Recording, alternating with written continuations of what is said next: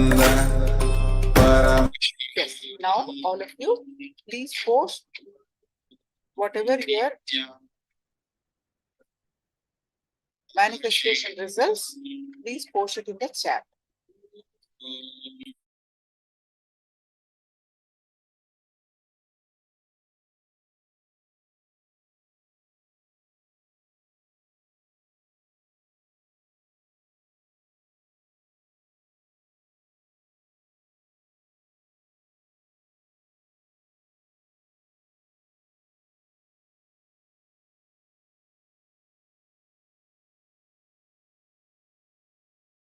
What are all the objects that are on my left side?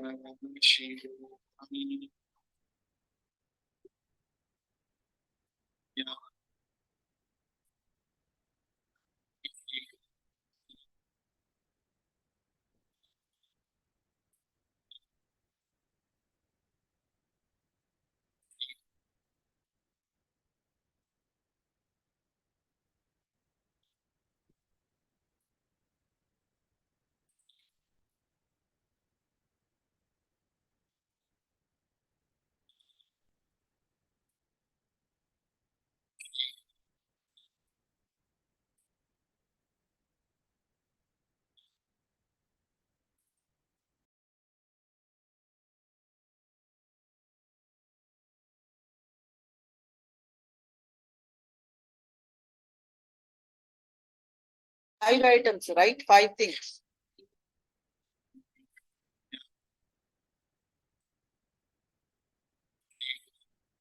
Not one, two, five items.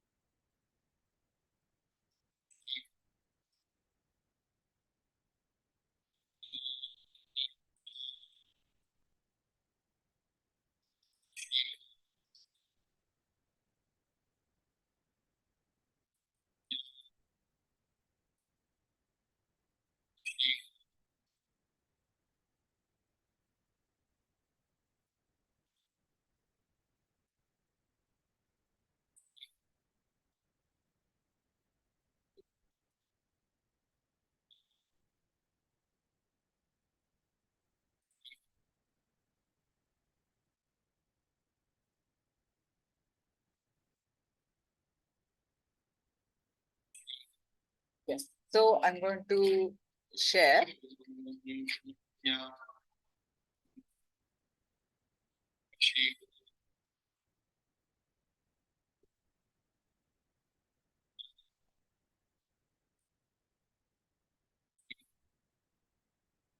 And pen, book, and bag. All three correct, Andrew.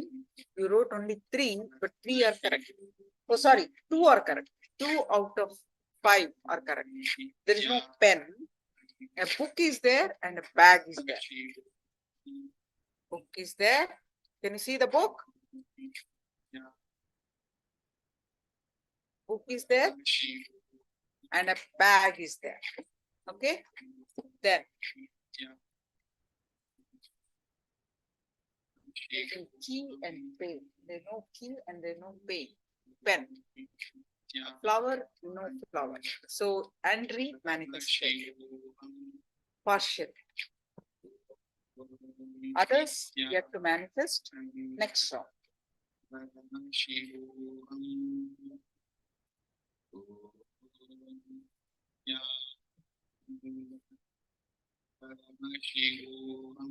All right. If you have any questions, please do let me know of what we discussed so far about the chakras before we move on to the next chakra.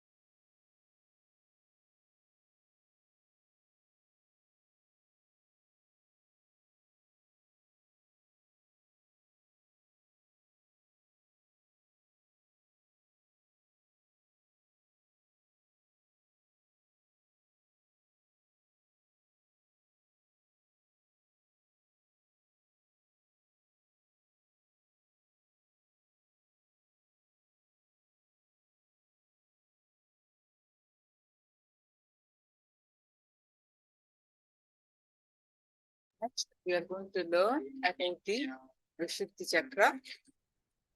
Then we are going to learn about the Ajna chakra and Sahasrara. The three more chakras are there. So for whatever you learn, if you have any question, please do let me know.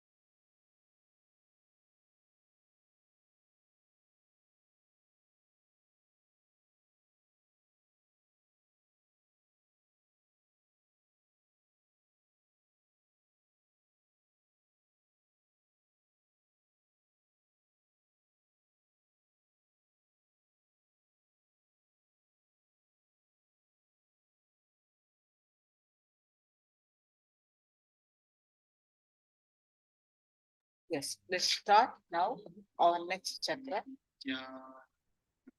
Vishuddhi chakra.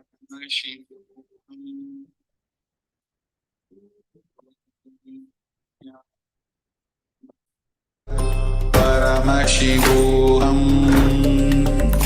Om Nithyananda Paramashivoham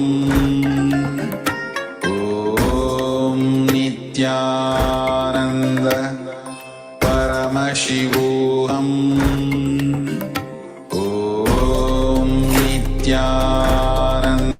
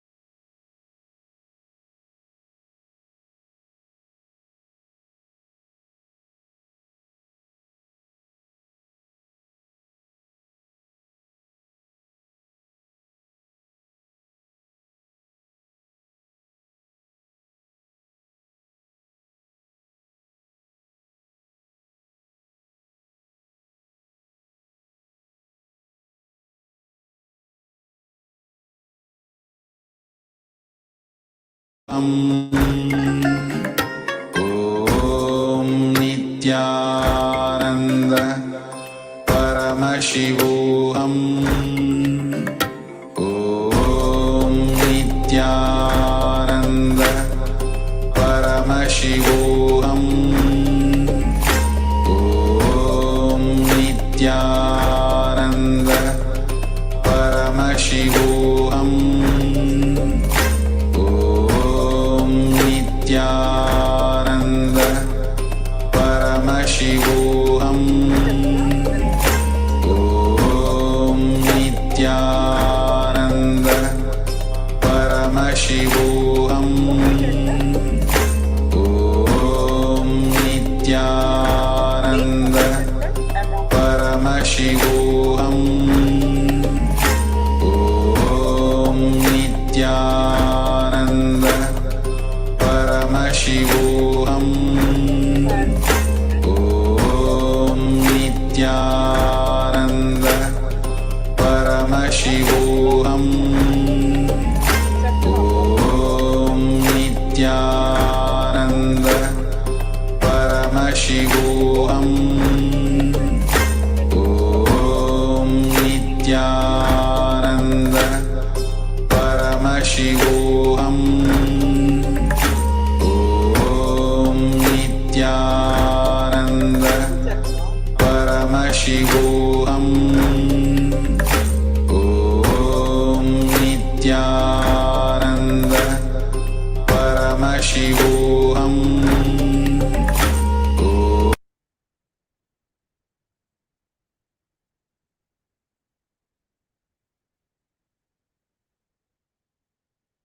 Vishuddha Chakra, I repeat, Vishuddha Chakra is located in the throat region. Comparison and jealousy lock this chakra.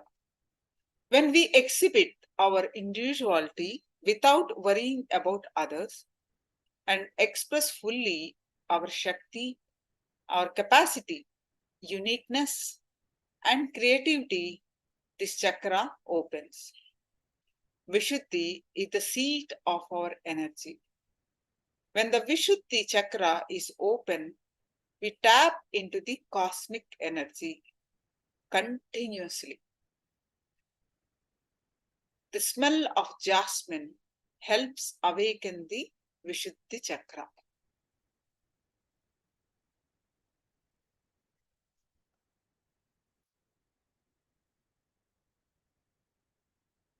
A small story.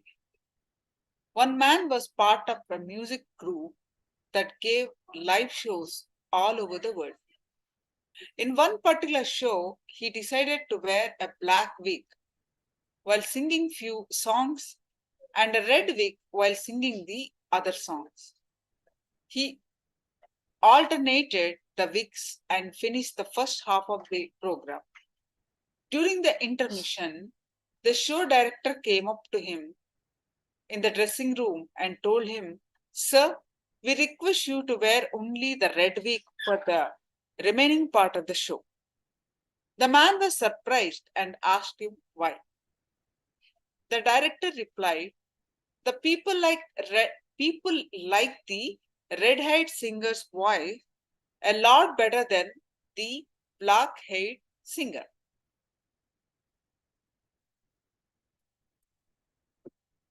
Even though it's the same person, people started comparing.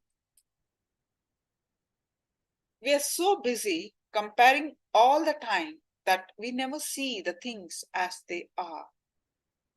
Our mind is so caught up in comparison that it misses what actually is. If we drop the comparing attitude, we will be able to see things as they are. When we are not able to bear others' excellence, we get jealous. Comparison is the seed and jealousy is the fruit. Comparison and jealousy are actually non-existent. We create them ourselves and talk endlessly on how to overcome them.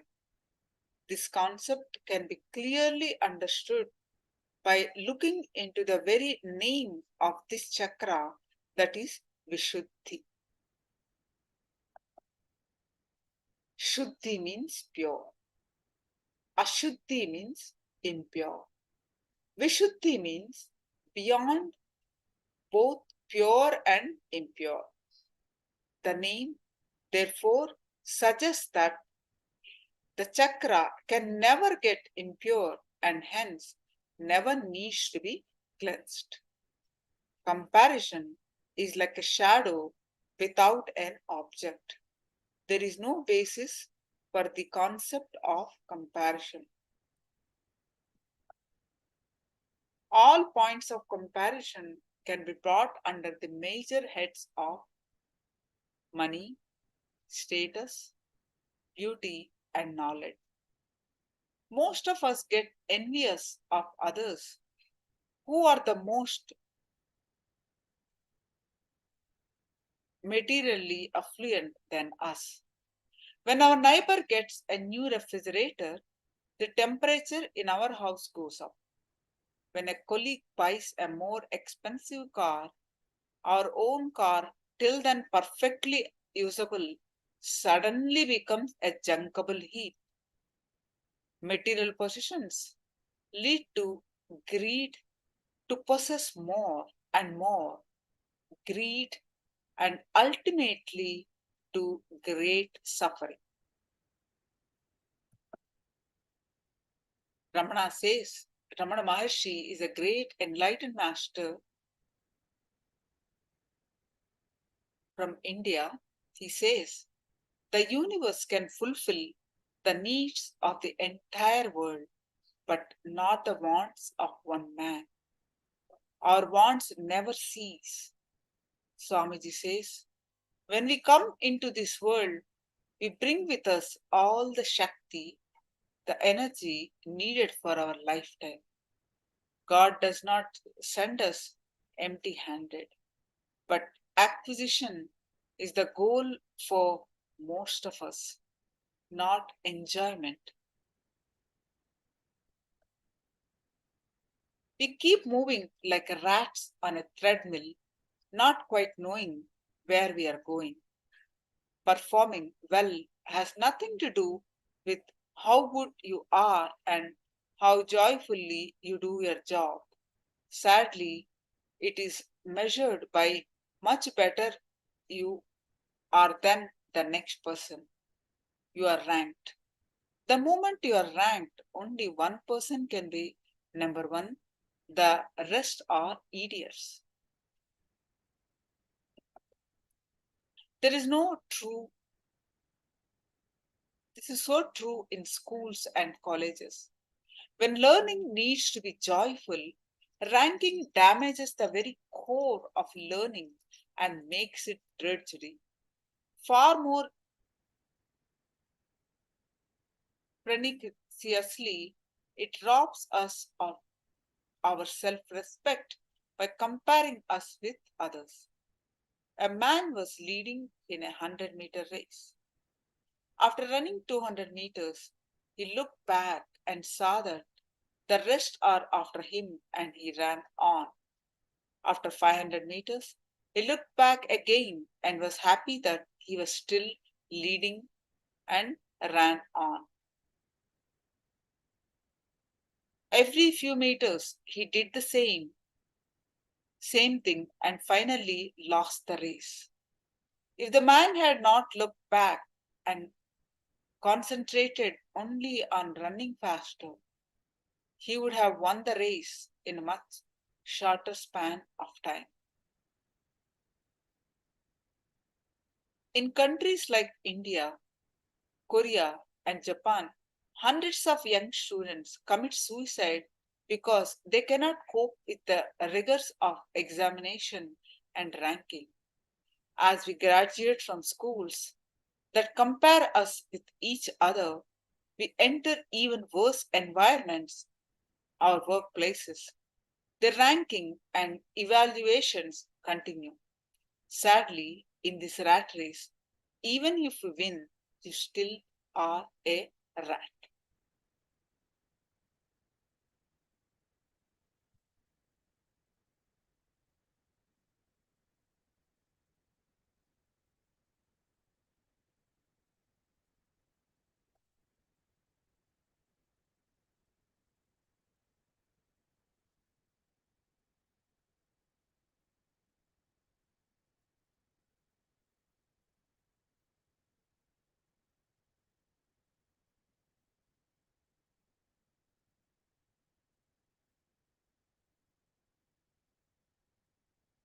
Our next Acharya will continue further the same session.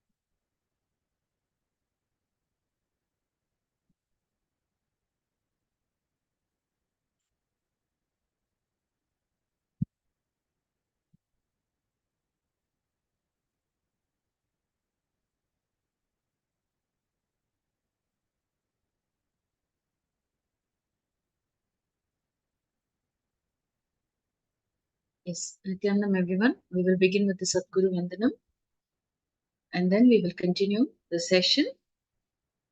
Om Nityanandam Paramasukadam Kevalam Jnanamurtim Dvandvatitam Gagana Sadrisham Tattvamasyaadhilaksham Ekam Nityam Vimalamachalam Sarvadhi Sakshibhutam Bhavatitam Triguణarahitam Sadgurum Tam Namami. Welcome you all with my love and respects. Let us continue the session.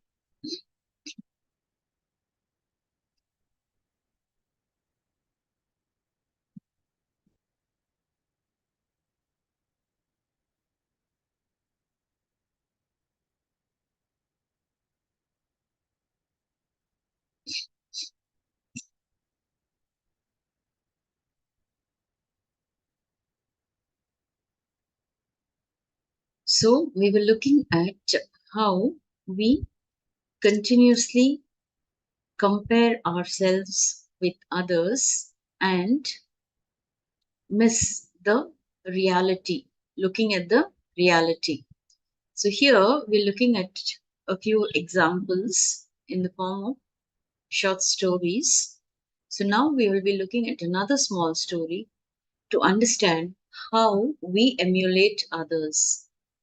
So, in this rat race, we try to blindly follow others or emulate others. When we do that, we land in trouble.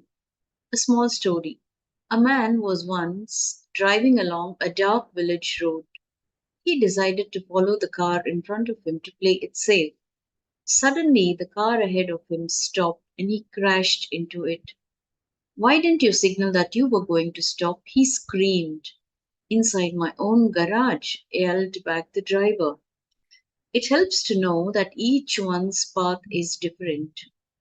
To follow another on his path and to blame him at the end of it is mere folly. Another story. A rabbi and a priest were good friends. Their parishes were similar, quite middle class, and they too led a middle class life. The rabbi, however, was always keen to be on par with the priest. The rabbi went on a pilgrimage to Jerusalem, and when he returned, found that the priest was now driving a brand new BMW instead of his earlier rundown Ford, which was a model older than his own. The rabbi asked the priest, with more than a trace of envy, what happened? How come you could buy a BMW? The priest said, it's a long story. One day during the sermon, I was mechanically moving my rosary beads. I noticed that the congregation had their eyes fixed on the moving beads. As a part of that sermon, I said to them to be generous and give all they had to the Lord. To my immense surprise, all of them emptied their wallets into my collection box, and the women took their jewelry off and put them in. Since then, each week at sermon, I move my beads, get them hypnotized, and tell them to give all that they have to the Lord. The rabbi went home excited and waited impatiently for the Sunday to come. A few weeks later, the two met again. The rabbi was driving his old jalopy, and the priest asked, did you not try what I told you? The rabbi said, yes, I did, the very next Sunday. As I was moving the beads, the rosary slipped, and I just shouted, oh shit. I'm still cleaning the mess inside my prayer hall after 3 weeks. If we analyze our own behavior, we will soon find that we always envy our neighbor, friend, or colleague. Rarely anyone in his right mind becomes envious of Bill Gates. He is far too removed from you to be real. But if a neighbor wins a lottery ticket, or heaven forbid, a close relative does, our heart burns even as our mouth smiles. Just look at your friends closely next time. You see them congratulating you in something that you unexpectedly won. Watch where they are smiling from. 90% will smile from their mouth, very strained. The 10% who smile with their eyes are your real friends. If you queue up all the people in the world in ascending order of money, power, or skills, where would you be? Odds are that you will be somewhere in the middle. You will not even be able to count the number of people on either side of you in the queue. Now, with your thoughts, you have to decide if you are going to look at the queue in front of you and feel jealous, or look at the queue behind you and feel relaxed and grateful to existence. It is in your hands.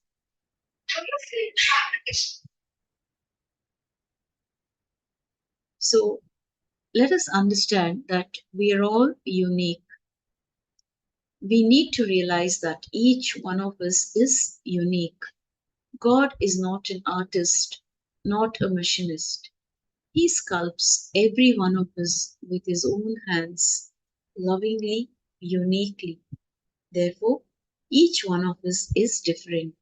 Shorter, taller, bigger, smaller, good at one thing or another. Howard Gardner and others have written tons on multiple intelligence. Being good with mathematical problems is not the only intelligence that counts. A painter has intelligence in her creativity that is far more soul satisfying than that of an accountant's skill. We now no longer talk about intelligence quotients. We refer to emotional quotients and spiritual quotients and so on. These are far more important in life than mere intellectual capabilities. Yet we judge most people by how they perform in our schools, which still use primitive methods of intelligence measurement. A king came to Buddha and asked, "Please explain to me what jnana, that is true knowledge, is." Buddha replied, "Go to my garden and see the cypress plant in my garden. It is a jnani, enlightened with true knowledge." The king went and took a look at the plant but could not understand the message. Buddha explained that the cypress plant was next to a rose plant but never aspired even for one day to become a rose plant. Similarly, the rose plant never aspired to become the cypress plant. They just attended to their own duties of growing and blossoming every day. If man had been the cypress plant, he would have compared himself with the rose and felt jealous at the attention that the latter was getting from people. Similarly, if he were the rose, he would have looked at the cypress enviously, thinking how peaceful the latter was without the torture of getting plucked by people all day. When we realize our uniqueness, we land in the present moment. We realize what we are good at. We no longer worry about what others may say. If our children become artists instead of hotshot investment bankers. A hotshot investment banker was getting burnt out and took the weekend off. He caught the flight from New York far north to Maine and drove another couple of hours that someone had told him was a great fishing spot. He unloaded his branded equipment and set himself up and waited. Soon an old unkempt local sat 100 meters downstream from him, pulled out his well-worn fishing tackle, and whistling soundlessly threw his line into water. Soon he was pulling in fish every 5 minutes, bigger and bigger. He looked at each one carefully and threw it back into the river. The young banker was getting incensed. Here, he was spending valuable time with $1,000 equipment and designer bait without a fish to bite, while the other man was pulling it in. Yet he could not but admire the man. "You should be in New York," he shouted across to the older man. "What for?" the local responded. "You can teach guys like me to fish and make a lot of money." "Why?" asked the local. "Oh, you can then take holidays." "And," prompted the local, "you can go and fish." "But that is what I am doing now. Can't you see?" said the local. In trying to realize the American dream, the Indian dream, or whatever dream we have forgotten, we have forgotten how to live and how to be joyful. So, what keeps the Vishuddhi chakra open always is enriching others. Understand that you do not live in a desolate cave or forest. You live with other people where life is happening outside of you. Life is happening with others. You are involved with hundreds of others, and hundreds of others are involved with you. So, naturally, when your life is involved,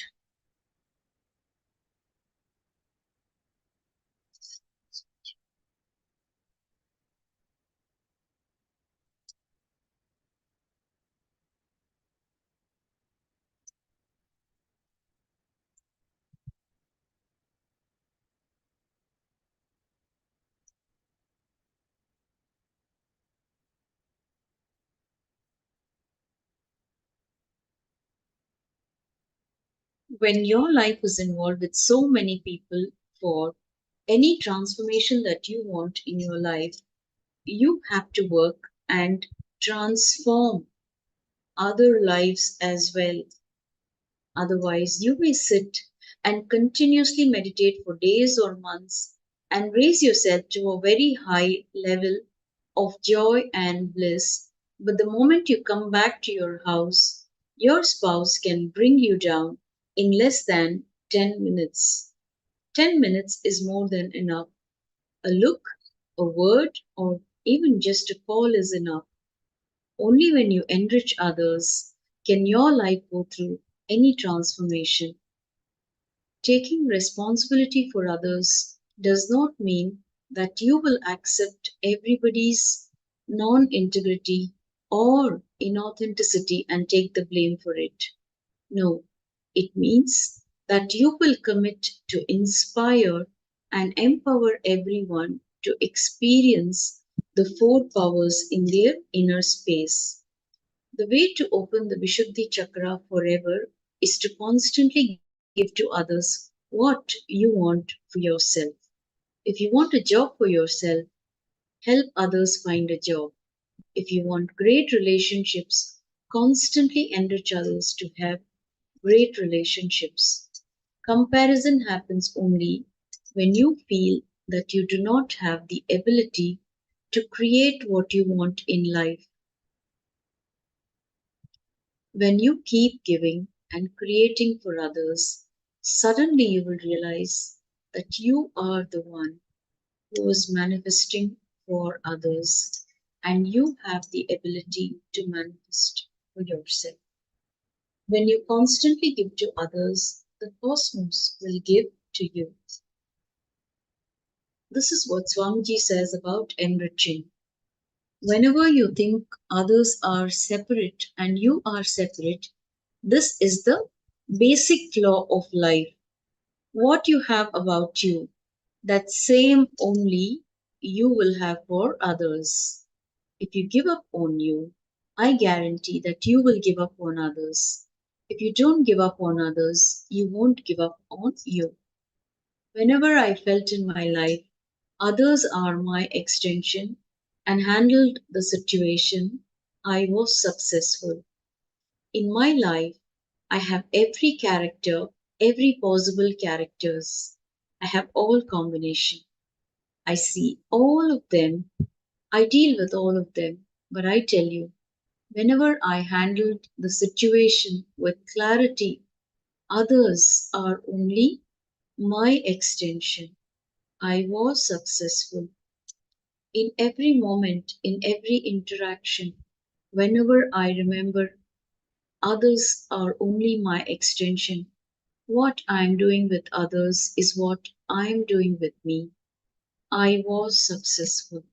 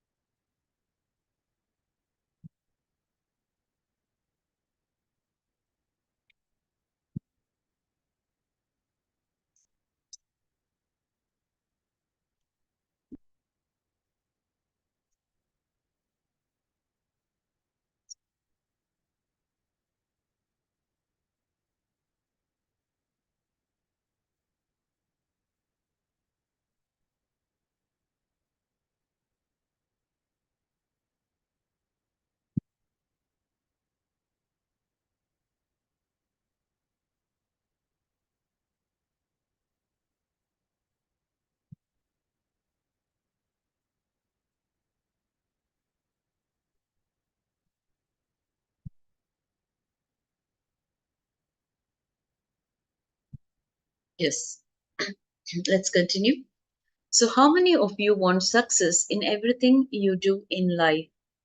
With integrity and authenticity, I tell you, I am giving you the most important key for life. In every situation, understand one thing: every person who comes in your life is an extension of you. It is an extension of you, including your enemies, including my enemies, whether they are abusers, devotees, disciples, whoever I see in my life. I am very clear. I am extension of me. How you deal with you, that is the way you deal with them. How you deal with them is the way you deal with yourself. When you enrich yourself and others, it is a step above taking responsibility. Enriching alone can burn any lack of integrity, inauthenticity, or irresponsibility in you. Enriching is taking responsibility for everyone and everything, including others' inauthenticity and lack of integrity, because they are a part of you. Now, we will learn a meditation to clear your Vishuddhi chakra. Understand, there are three layers of energy in us. The first layer of energy is from our mind, and it is this that we use for our day to day activities from morning till night. Once this energy expends, we start feeling tired and irritated if we are given more work to do. The second layer energy is the emergency layer. It is the energy that arises from our emotions. At the time of emergency, this energy opens up. Let us say you are really tired and walking back from work to your home. You feel you have enough energy only to enter your house and crash on your bed. At that time, suddenly, if a dog starts chasing you, what do? You start running much faster than you have ever run before. Even if you are dead tired, even if you were earlier unable to move even a limb, suddenly you run with a different kind of energy.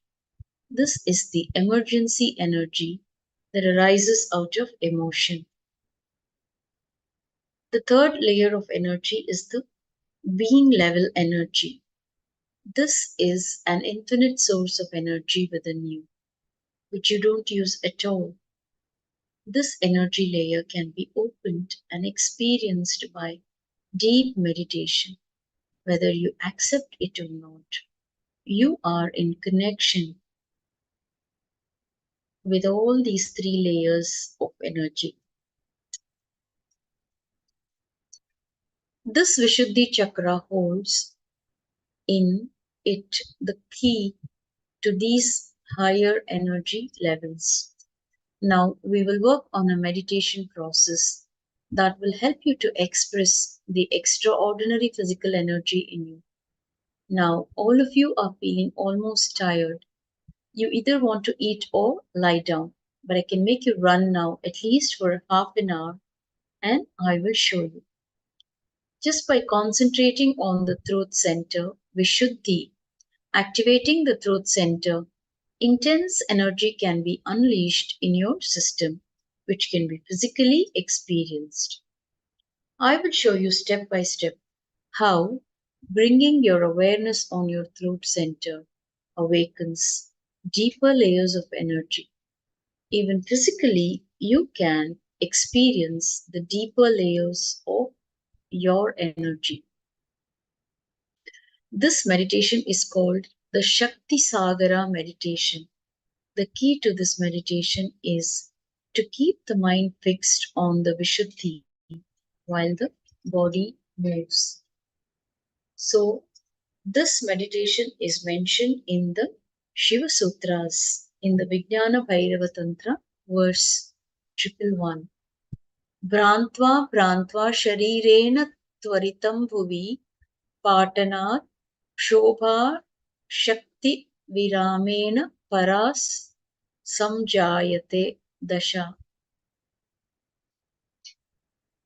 The translation: wander and wander to the point of exhaustion, whirl until you lose all control, dance until you're ready to drop, then drop, fall to the earth, surrender to the swirl of sensations surging through your form, dissolve in awe as arising energies continue to dance in your inner world.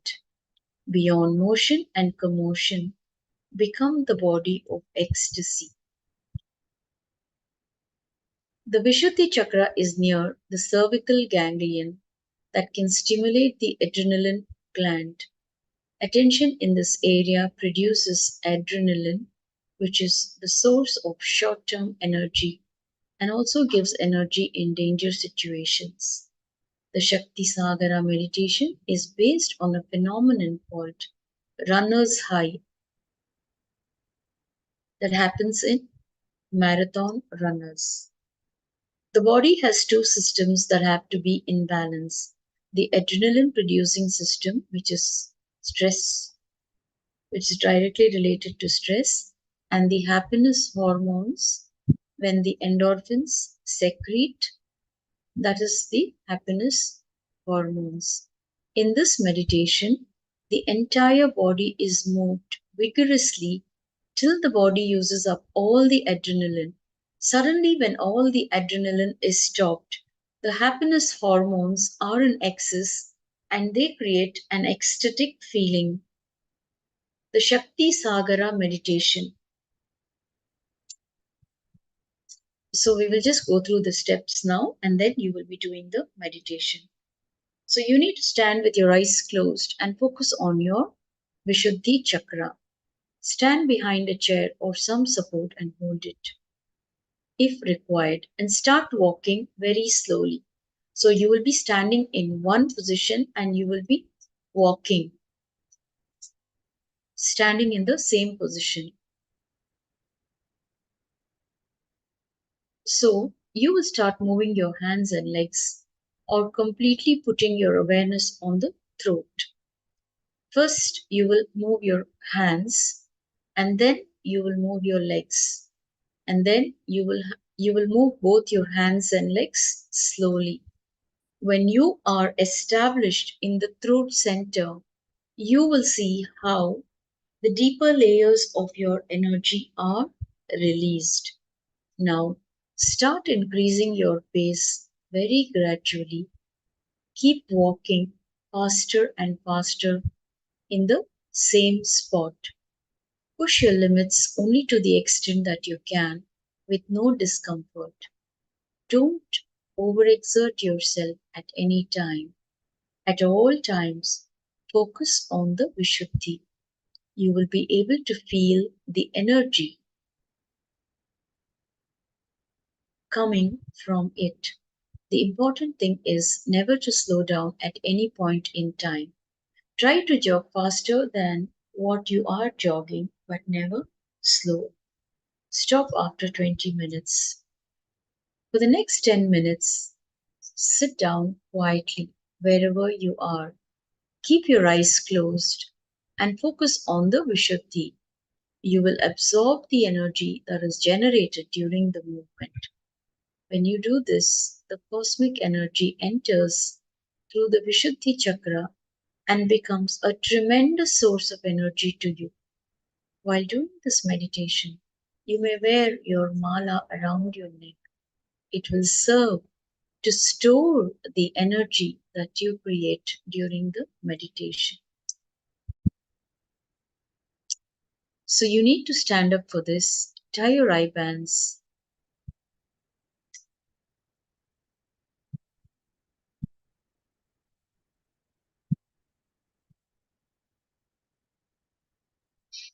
Okay, so we will start the meditation. Please stand up and tie your eye bands. Bring your awareness to the throat center. So you will be doing the functioning of walking. You'll be walking wherever you're standing. So you'll move your hands and legs how you will be walking. Generally, you will do the same movements, but you will be doing it in one standing position. So move your legs first. Now, without missing your awareness on the throat center, move only your hands. Now, without missing your awareness on the throat center, move both your hands and legs together. Intensely concentrate on the throat center as you are doing this. Increase the speed without losing your awareness.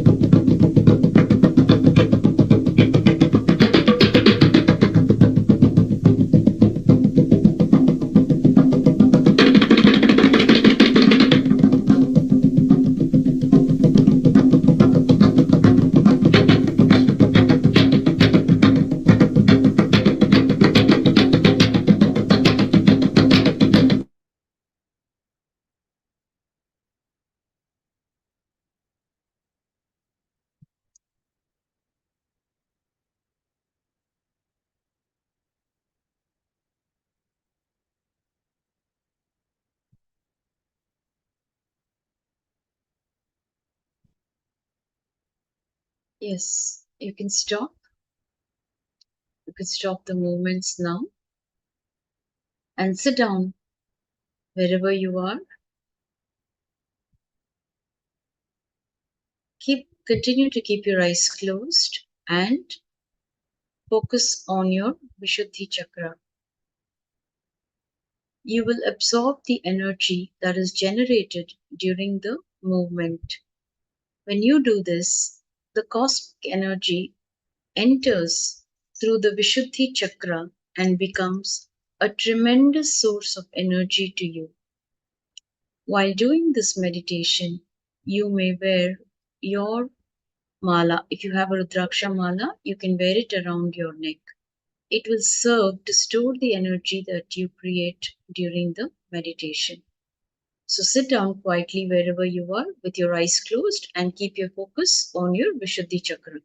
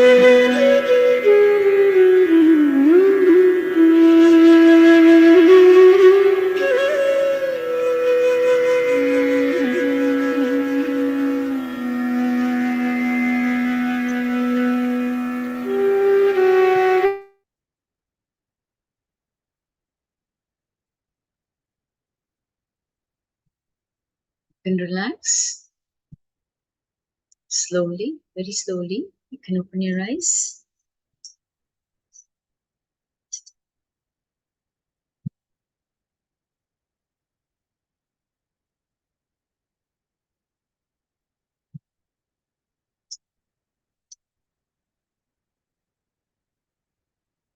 Okay, so with that, we come to the conclusion of this topic, that is the Vishuddhi Chakra. If you have any doubts, you can share here in the chat. So now we will be moving on to the next chakra, which is the Agnya Chakra. So we will be learning more about the Agnya Chakra and how it gets blocked and how to unblock it, how to make it flower.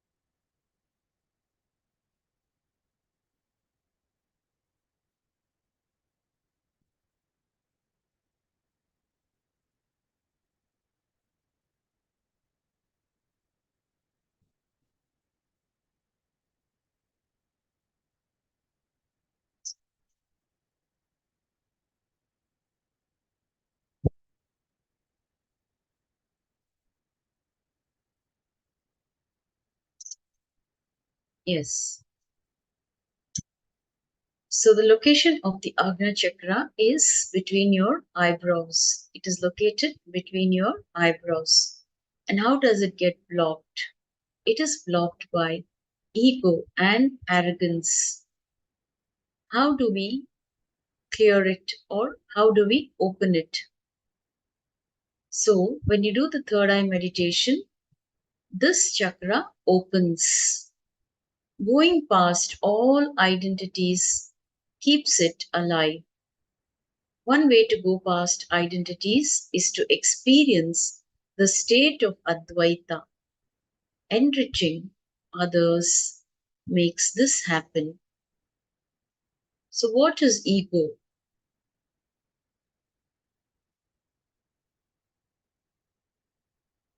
We want answers from everyone.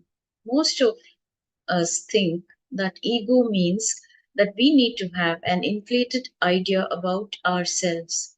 This is not true. Ego is any idea of ourselves that is different from reality.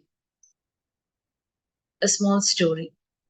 An eye specialist was treating a blind man. He assured him, "Once I operate on your eye, you will have your vision back and you can throw your stick away." The blind man became afraid when he heard this. He asked the doctor, "I understand that I will get my vision, but how can I walk without my stick?" The man was so used to walking with the stick that he could not understand that by getting his vision, he can throw away the stick. He was holding on to a limited, inadequate cognition of himself that he could not imagine life without it even after he gets his eyesight back. This is how we all live life. Ego is an inadequate cognition of ourselves. Arrogance is holding on to the limited identity even though you know that something bigger is available.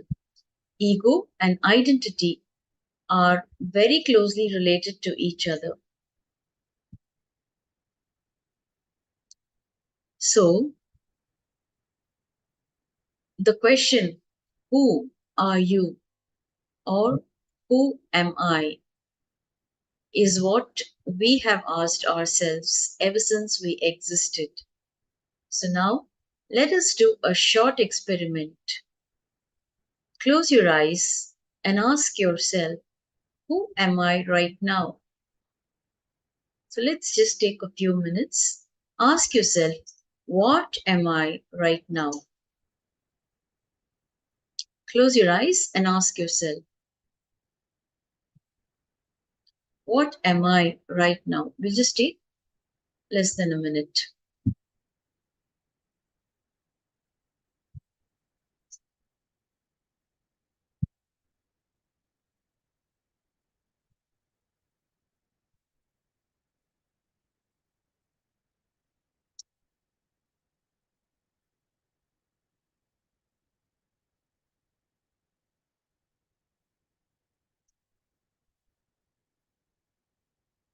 Okay, so what did you observe? Was the answer the same or did it change? I am tall, I am short, I am a nice person, I am an engineer, etc. So the identity keeps changing all the time, and we do not know clearly who we are. We don't know what we want. We change what we want all the time. This is an identity crisis. Identity crisis is the source of all problems. Our fears are also because of identity crisis. People not knowing what they want to do.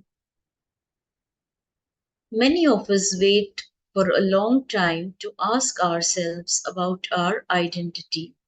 At the age of 50 or 70, if we find out what we are doing is wrong, by that time, life is already over. Even if identity crisis is solved, lost time cannot come back.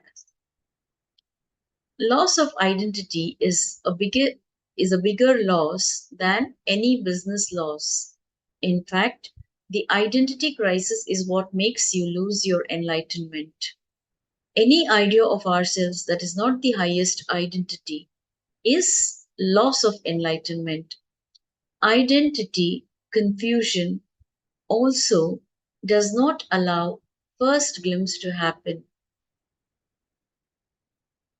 So in Indian astrology, Rahu is a strongly negative planet which can stop you from finding the path to liberation, which are the blind spots. The blind spots related to identity is Rahu. The identity crisis needs to be solved for every human being the moment they start building this identity. So let's look in and find out how we have chosen this identity. We have seen a part of this in the first two sections when we talked about the four identities which are created from certain incidents. Some of the incidents that happen when we are very young, under 7 years of age, some of these leave a very deep imprint in terms of four identities. These deep images repeat over and over again, no matter which situation. These control and run your life for many years, for most till they die. For example, look at an incident that happened yesterday and look at the images. It will be same as an incident that happened 3 years ago. In our life, we repeat the same mistakes over and over again. How many of you have done that?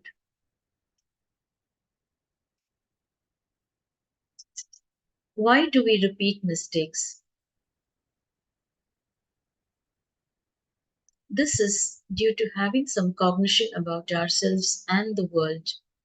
Problems don't happen to us, you happen to the problems.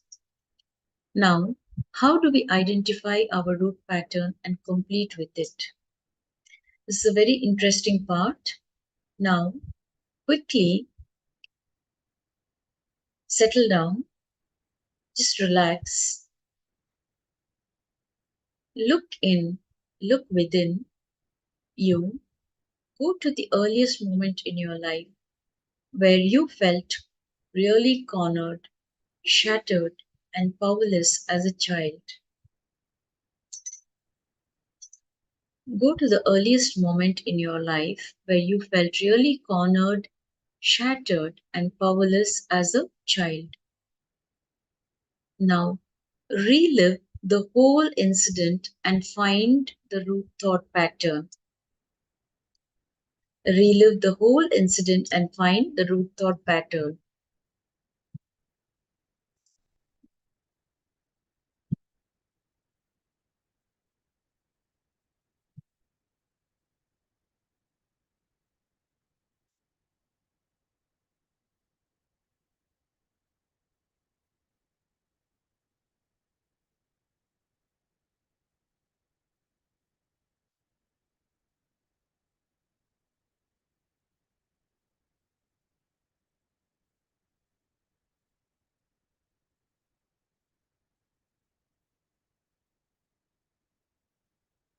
So let's take some time to do this exercise.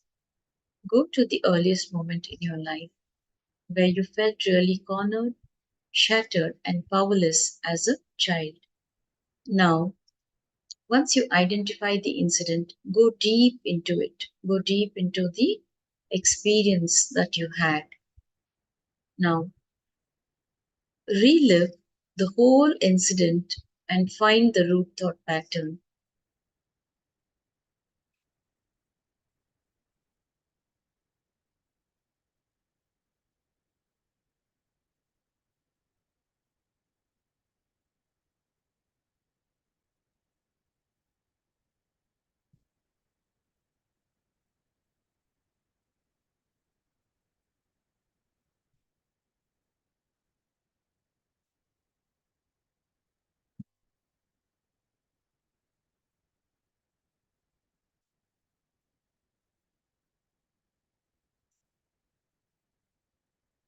For example, as a child, where did you feel cornered, shattered, and powerless? Look in and find out the incident. For example, the child is at school. It is his first day of school and he's yet to make friends.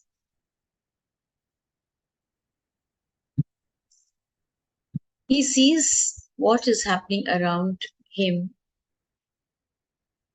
There can be a lot of sadness because most of the children cry when it is their first day of school. So how did you as a child feel when you saw everyone crying, when there was sadness around? You felt shattered, you felt cornered, and you felt powerless because you were seeing all new faces and known faces were missing. Now, once you identify that incident, relive the whole incident. Reliving means it is not remembering. Reliving is becoming that child, and reliving the incident as if it is happening right now. Okay? You will relive that incident becoming that child. You will not relive as an adult. You will become that child. If the child was around 3 years of age, you will become the 3-year-old child, and you will relive that whole incident. And when you relive the whole incident, you will be able to find your root thought pattern. Whether you felt rejected, whether you felt that you were abandoned, you felt you were not wanted, it could be anything. Anything. It could be any of this. Your root thought pattern could be any of these. So this is just an example. So in the best interest of time, we will do this exercise later on. Now we will continue the session. So you can do this exercise after the session. Now, how do we keep the Agnya Chakra alive? The answer is enriching. Enriching is the best way to open the third eye and also enriching from the space of Advaita. So when you enrich from the space of Advaita, the Agnya Chakra can be kept alive and it can be opened permanently.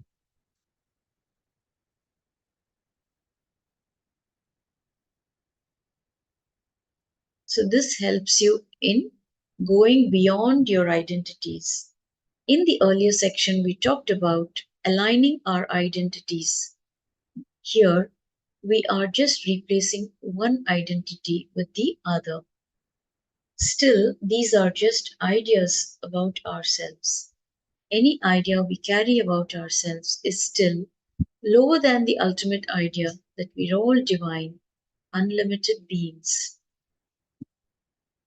Listen, all your struggles in life begin the moment you start thinking that others are separate from you.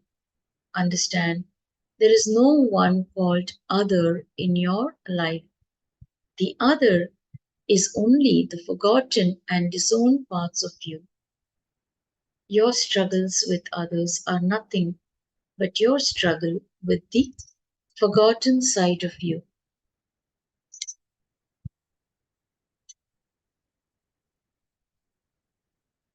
Yes, Jody Nicholas, you are sharing that you are in so much pain and agony and self loathing, shame, worthlessness, and you ask for mercy from Swamiji. See, when you do the completion, you'll be able to walk out of this negative feeling that you have for yourself and also sit for the darshan. Whenever Swamiji is there, do not miss darshan. Sit and pray to Swamiji. Ask Swamiji to heal you and to complete you. And you will see you are a new transformed being.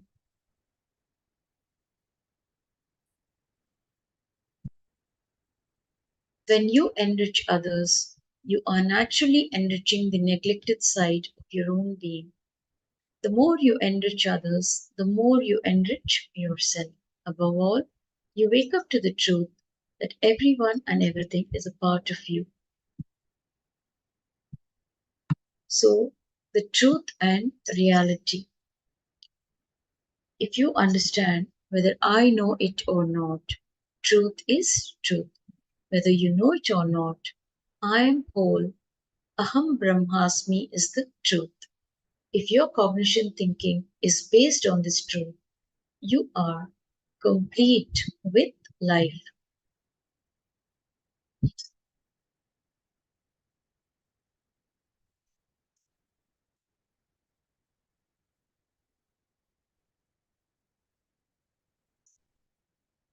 Enlightenment does not need long sadhana, it is a cognitive shift.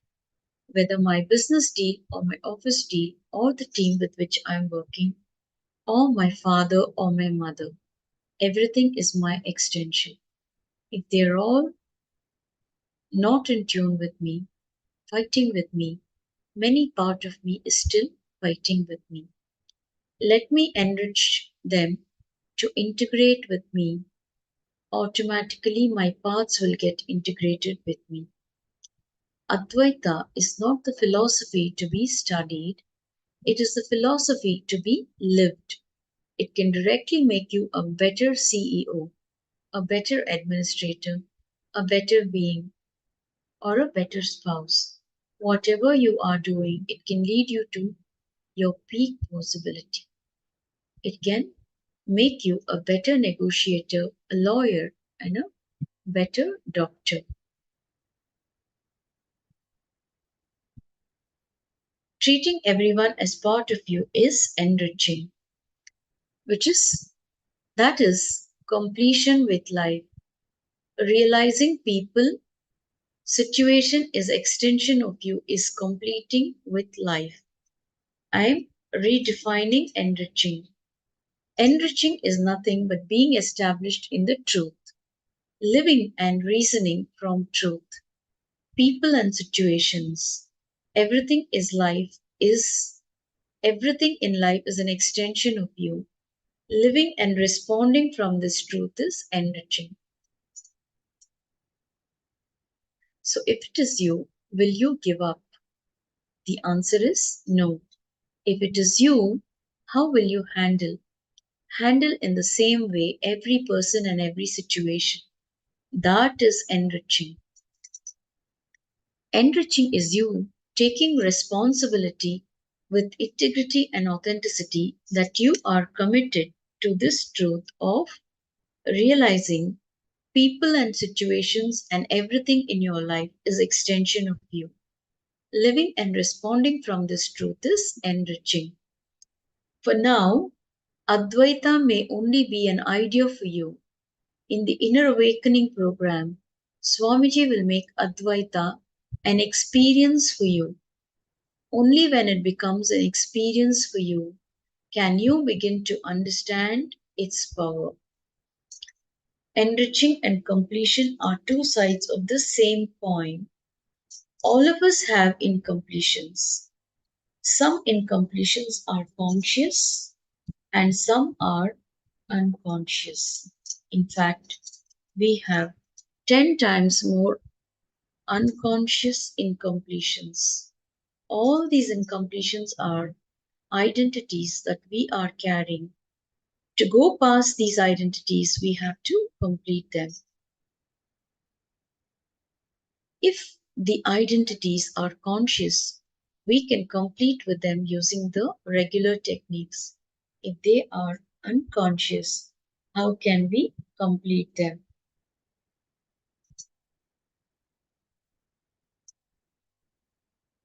One of the most powerful ways to complete with unconscious identities is to complete others.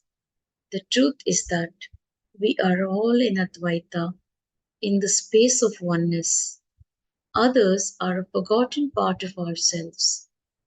When someone comes into our breathing space, we should know that we are responsible for them. We also become responsible for any incompletion that is expressed in our presence. Understand that any incompletion they express is a part of you, a part of your incompletion. This is a part of your unconscious identity. So, what is the way to complete with this unconscious identity? Complete the other person's incompletion, and magically the incompletion inside you will melt away. This is the magic of Advaita. When you are in the space of Advaita, completing the other person will complete parts of us. That is why enriching and completion are two sides of the same coin. One cannot say that they will wait till they feel complete before enriching others. Because only by enriching can we become more and more complete. Only through enriching can we move towards Advaita.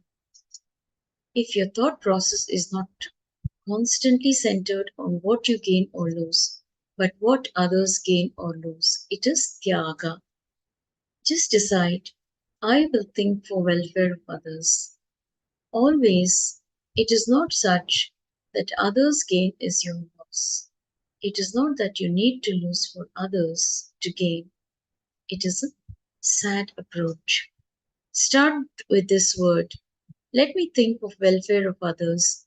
You will evolve a new being, a new understanding of life, where Tyaga takes care of your well-being also. Tyaga does not mean giving up what you have. It is only giving up what was never yours in the first place, your limited identity. With integrity, you experience the space of positivity. With authenticity, you experience the space of possibility. And with responsibility, you experience the space of leadership. So, enriching gives life to all the powers. With enriching, you experience the space of enlightenment itself.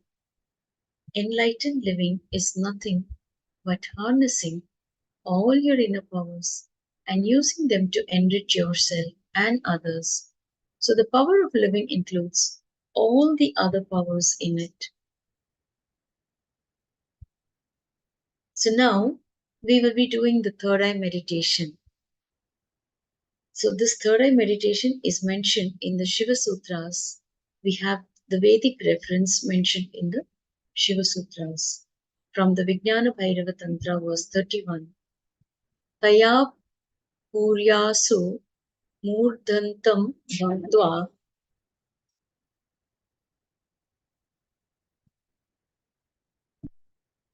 just a minute.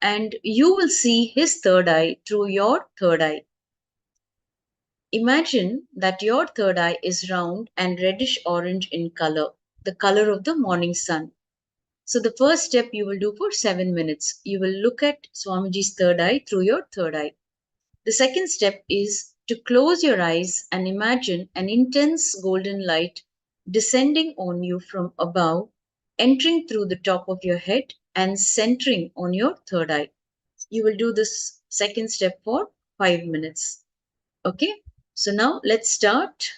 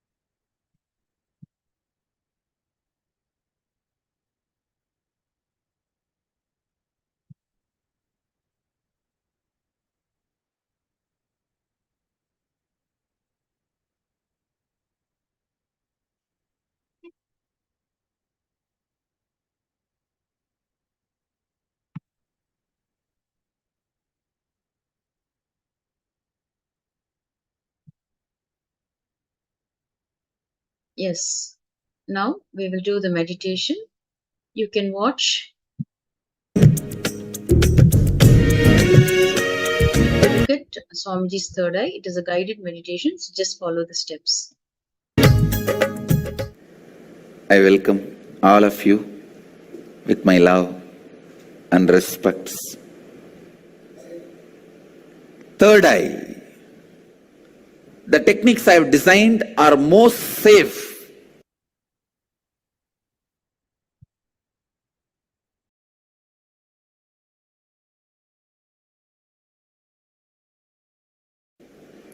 To tell you honestly, I have not even designed this technique. I took it from Shaivagamas, Mahadeva's teachings to Devi. I took it from that and organized it. Only the permutation combination is my contribution. Otherwise, the original technique is from Shaivagamas. I have taken this techniques, organized it. It is time-tested, foolproof. No wrong, bad, ill side effects. The only side effect is bliss, knowledge and enlightenment. I'll initiate all of you into that process. Listen to the technique properly. Now, this technique is a two-part. First part, with your open eyes, start visualizing the center of your forehead, means where I have the kumkum, the red dot. Center of that spot in you, means your third eye, is open. Your third eye is open. You are looking through the third eye. First few minutes it will be little difficult, but you will catch it within 4 or 5 minutes. Let your eyes be open, but look through your third eye. See, visualize, feel you are looking through your third eye. Second step, close your eyes. Visualize the intense golden light is entering into your being and functioning on your third eye, actively getting centered on your third eye. Please understand. The first step is visualizing. You are looking through your third eye, and now my third eye photograph will be projected. Look into my third eye. Look through your third eye to my third eye. First step. Second step, Close your eyes and visualize intense light. Golden light is entering into your body from above, the sky, entering into your head and getting centered, functioning, active on your third eye. I'll guide you step by step. Now, please keep your eyes open and gaze at my third eye. Visualize you are looking through your third eye.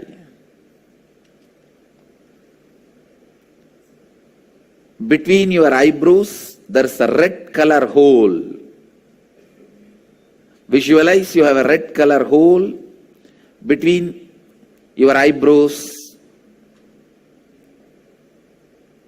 and intensely look at my third eye.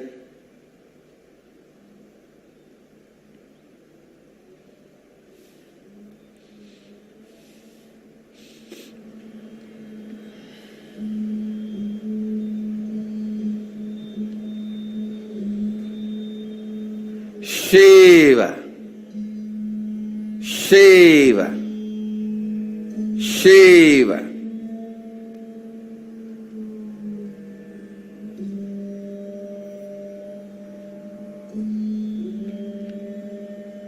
Shiva.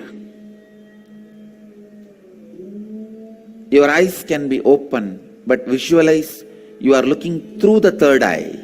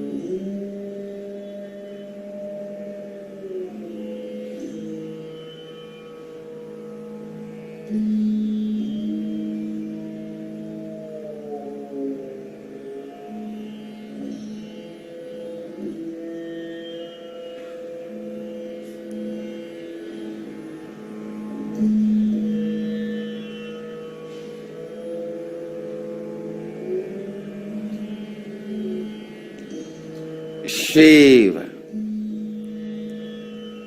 Shambhavi,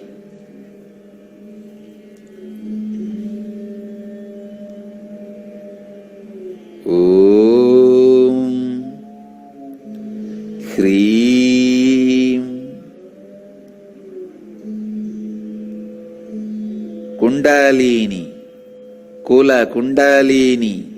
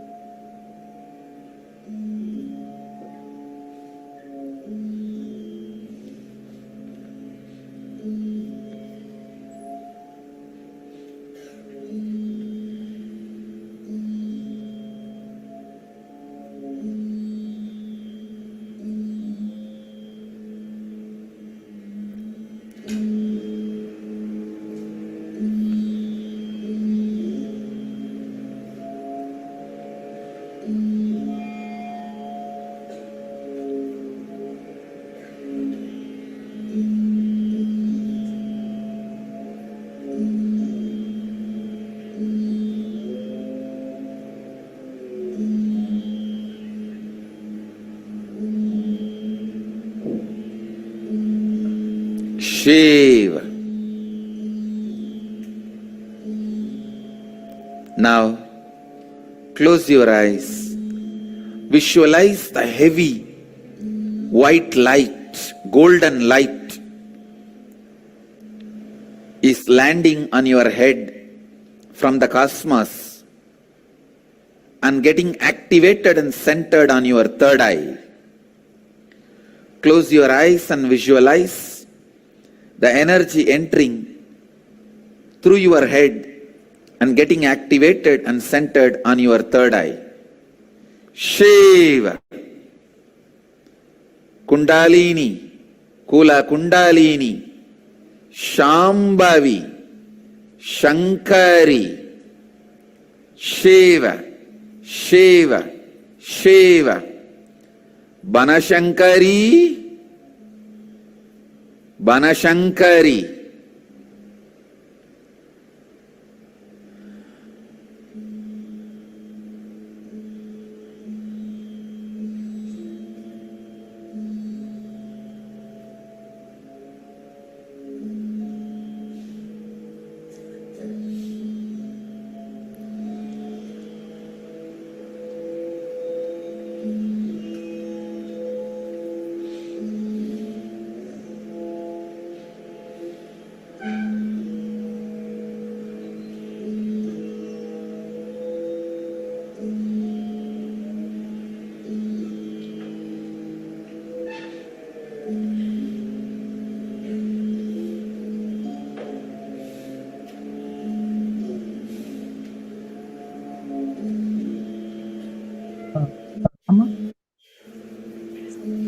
Okay.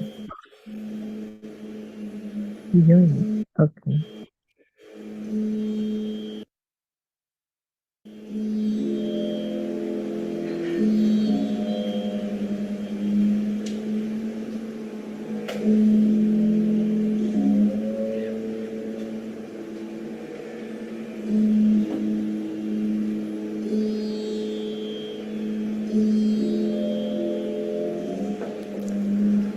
Om Hreem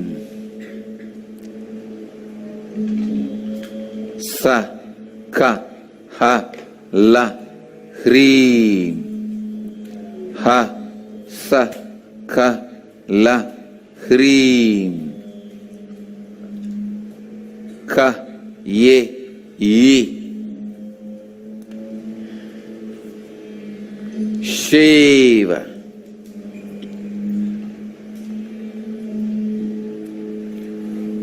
Shiva.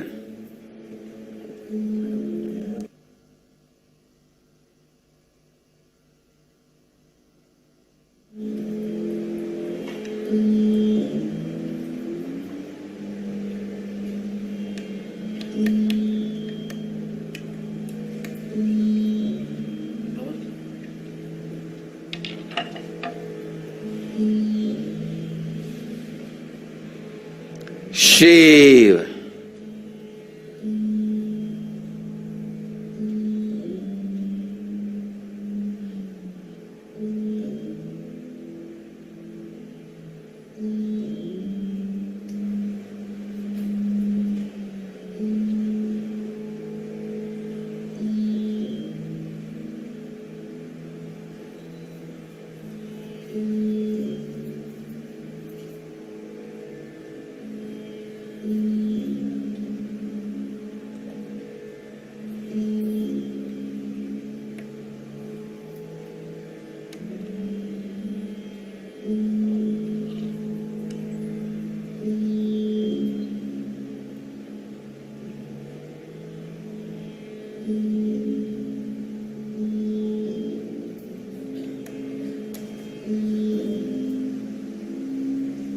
Shiva.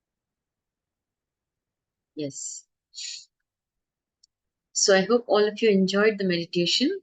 Like as Swamiji said, continue to do this meditation every day because this helps in opening your third eye. This meditation is available on YouTube. So you just type Life Bliss Foundation / Third Eye Meditation by Nithyananda and you will find this video. So with this, we come to the conclusion of this segment. We will conclude with the Purna Mantra. So please sit with your head, neck and spine in a straight line. Your hands in the Anjali Mudra. Let us chant the Purna Mantra. Om Purnamadav Purnamidam Purnat Purnamudachyate Purnasya Purnamadaya Purnamevavasishyate Om Shanti Shanti Shanti Hari Om Tat Sat Sarvam Bhagavad Shri Nithyananda Paramashivam Padukarpanamastu Om Nithyanandam. Yes. Thank you all. Nithyanandam.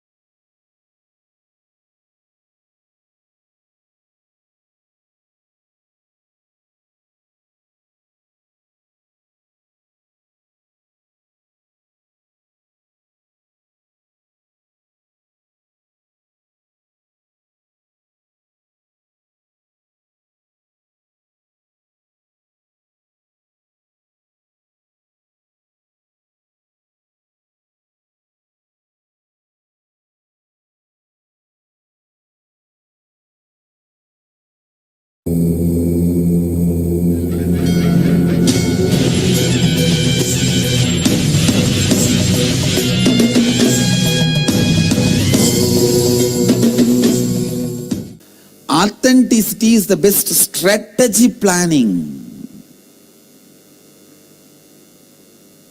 If you are justifying what it means, say, he is inauthentic, then I can also be inauthentic. But his inauthenticity does not give you the justification for you to be authentic. Am I right?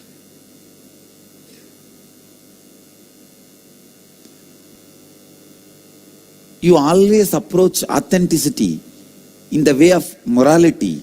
That is why you feel you have to do it. When you can't, at least you need to have a right justification so that you will not torture yourself. How many of you cognize what I am saying? It's a wrong approach towards authenticity. Understand, authenticity is the best strategy planning for life. It's a powerful strategy planning for life.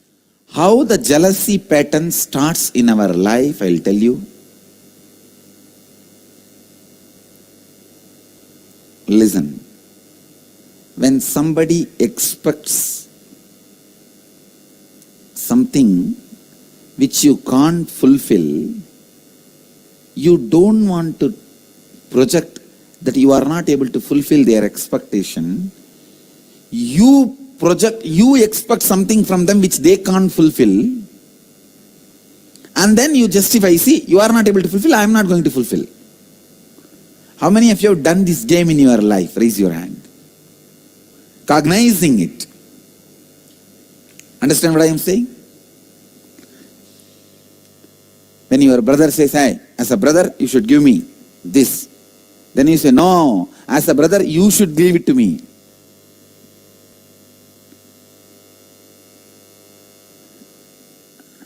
Understand, when somebody expects something from you, when their image about you demands your expansion, but you are not interested in expansion, the violence, the anger you show towards them is jealousy.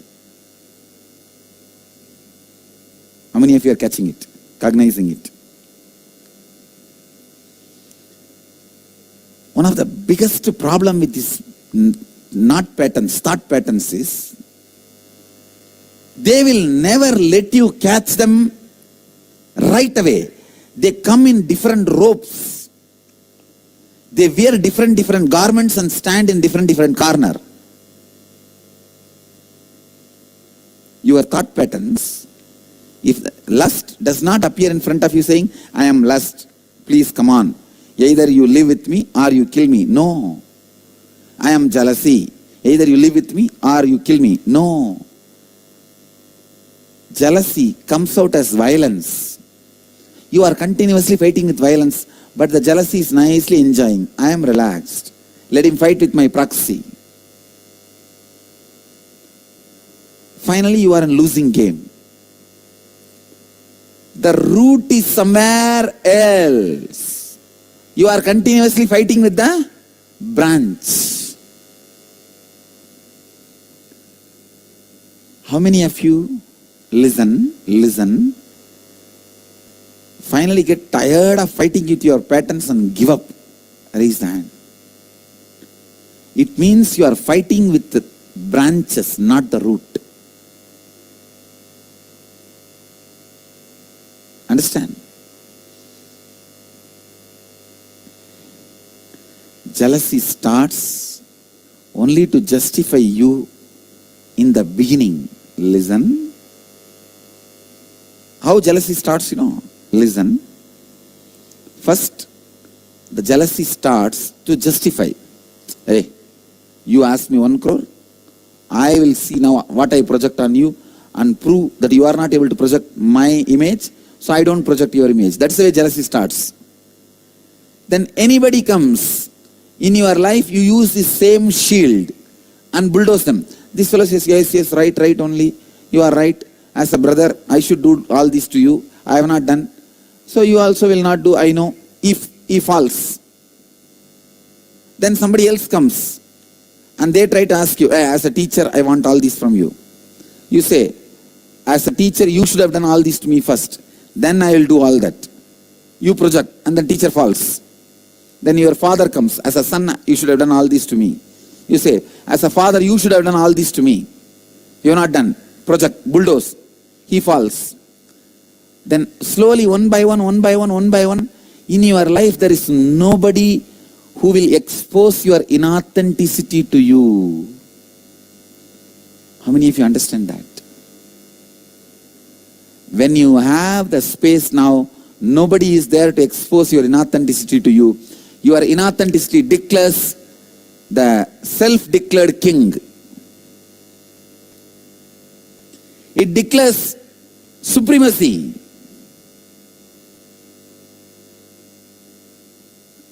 How many of you feel you declared this kind of supremacy in your life? There is nobody to expose your inauthenticity. How many of you cognize your jealousy only started as a justification process in your life? Now internalize these questions and we will dig out the answer. I tell you, how much ever somebody is inauthentic. For example, I am not saying authenticity means you will be polite, powerless. No. If he comes on elephant and attacks you, go on elephant and attack him. If he comes on horse and attacks you, go on horse and attack him. If he comes by walking and attacks you, go by walking and attack him. If he comes with a flower, go and give him flower. I am not saying authenticity means, no, you kill me, you beat me, you do whatever you want to me. No, that is not authenticity. Don't mistake weakness as authenticity. All I am saying is, your inauthenticity should not be justified, strengthened, go unquestioned because somebody else is inauthentic. Understand? Yes. Please come to the mic.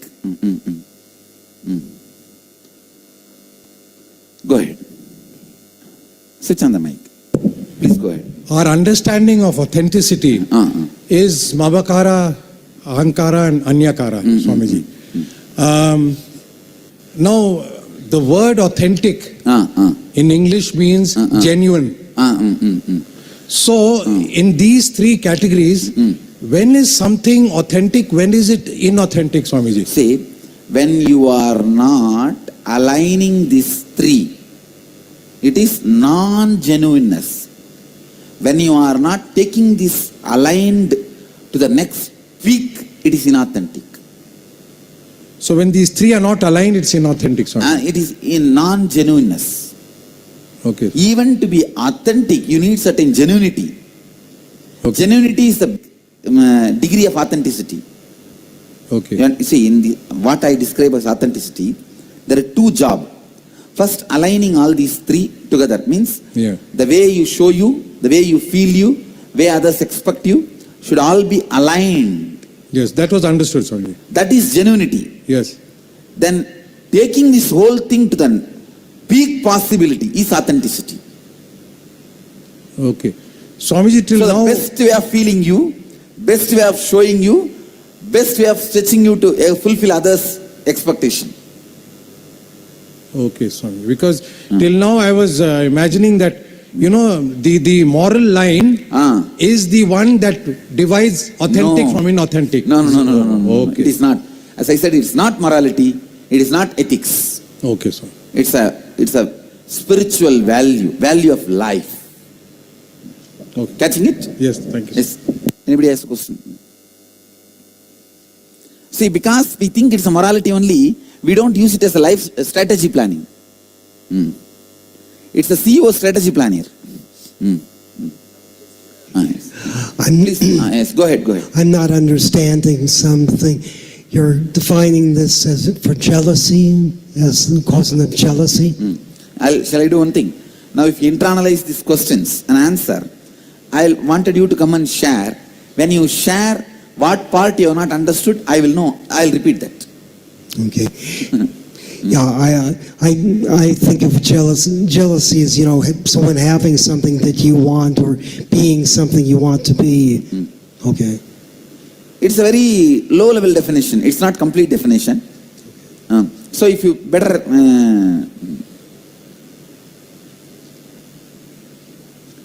please internalize the question paper. Can you give me your sheet?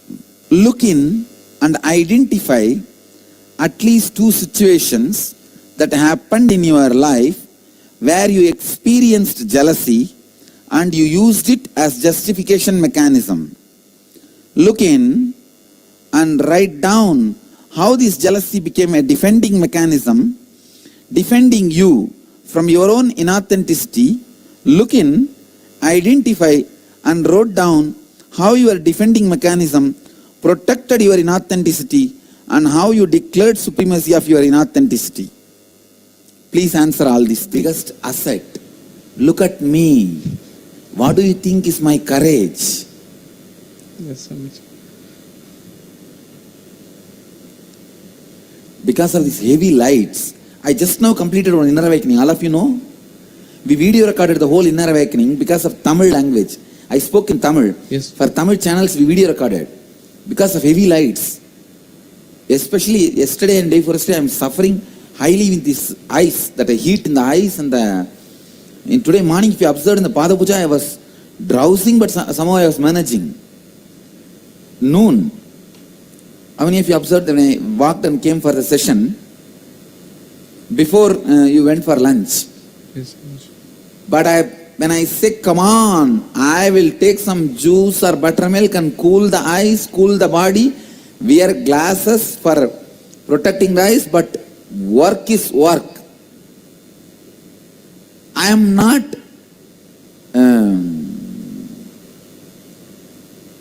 even doing this as a work. Even the word work is wrong as far as I am concerned.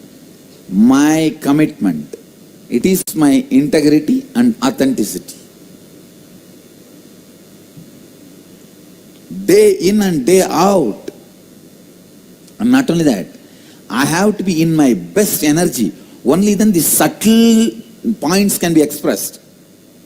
If you are tired, you can do physical work. You cannot do the mental work like explaining highest points to everyone. If all you guys are moving your head listening to me and raising the hand, it means I am in a high peak performance. Only then every word I am uttering is going to hit at you and click with you. How many of you cognize this? Understand? Be in your peak, that is the wealth. Not for anybody else's sake. I am not even like this for anybody else. I am like this for my sake. I am like this, that's it. For spending the time with the family, that is when most of the time I am spending in my working. So listen, if you are authentic to what you are doing, simply your whole family will understand and stand by you, will not demand time from you. Even when you have time, they know he is so integrated and authentic. I should only stand by what he is standing by. See, what is spending time together? Shall I tell you? Both persons knowing each other, that the other person has a space for you, you have a space for the other person. It is nothing else. When you know other person has a space for you, then nothing else matters. How many of you cognize what I am saying? Only when you think other person has no space for you, everything hurts. Everything hurts. Even if you spend 10 days together, only fight and argument goes on. that's true. When you know other person has a space for you. Okay, so much. I will first create this space inside myself for my family. Then that will First you need to get is authenticity, and not justifying others' inauthenticity for your inauthenticity. Getting it? Listen to your sharing, your questions and sharings. Can you please come? Yes. So you put the questions now before starting the session. Can you put the questions now? I'll answer now. Yes, great. You want to say one please go ahead. If the expectation, if others' expectation is more out of even my reach, then is that is known as inauthentic? Go on stretching. What all people expect from me, don't you understand? Yes, but I go on stretching. I go on stretching. I tell you, you will have extraordinary powers when you are ready to stretch. Okay, sir. Thank you so much.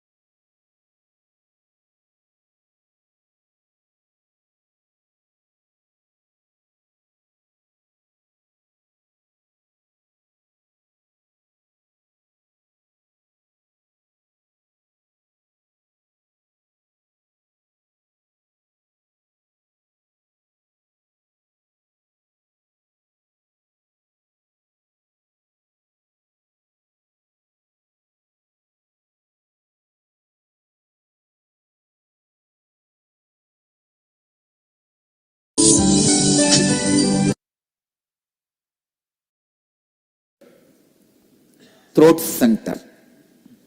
A throat center. This throat center is blocked when there is a non-alignment between the imagination, expectation you carry about others and the others' expectation about you. Listen. Listen.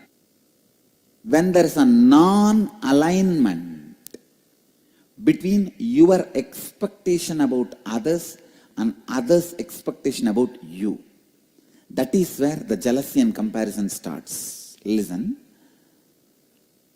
You may have a superficial jealousy, superficial comparison, very superficial. Like while you are driving in a Mercedes Benz, if a BMW passes by, a superficial comparison. But those things does not affect you.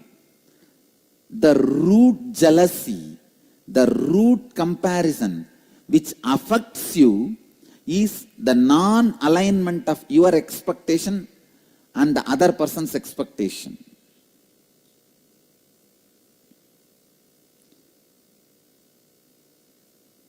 How many of you have in your life the non-alignment between your expectation towards them and their expectation towards you? Both of them are not in alignment. Then you have a problem in throat center.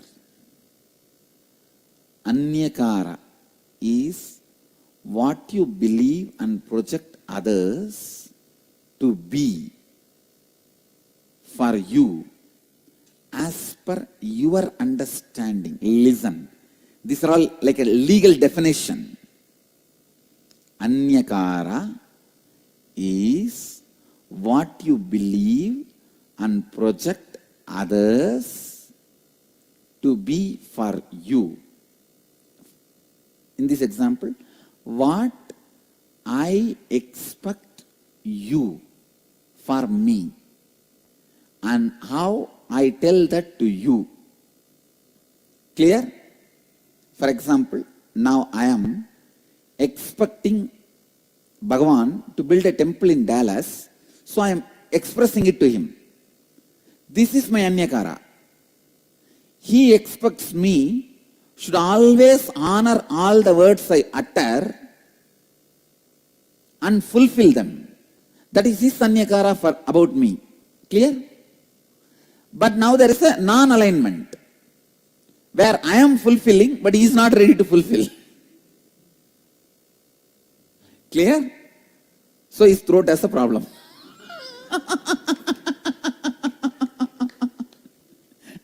Now, is there anybody who are not cognizing?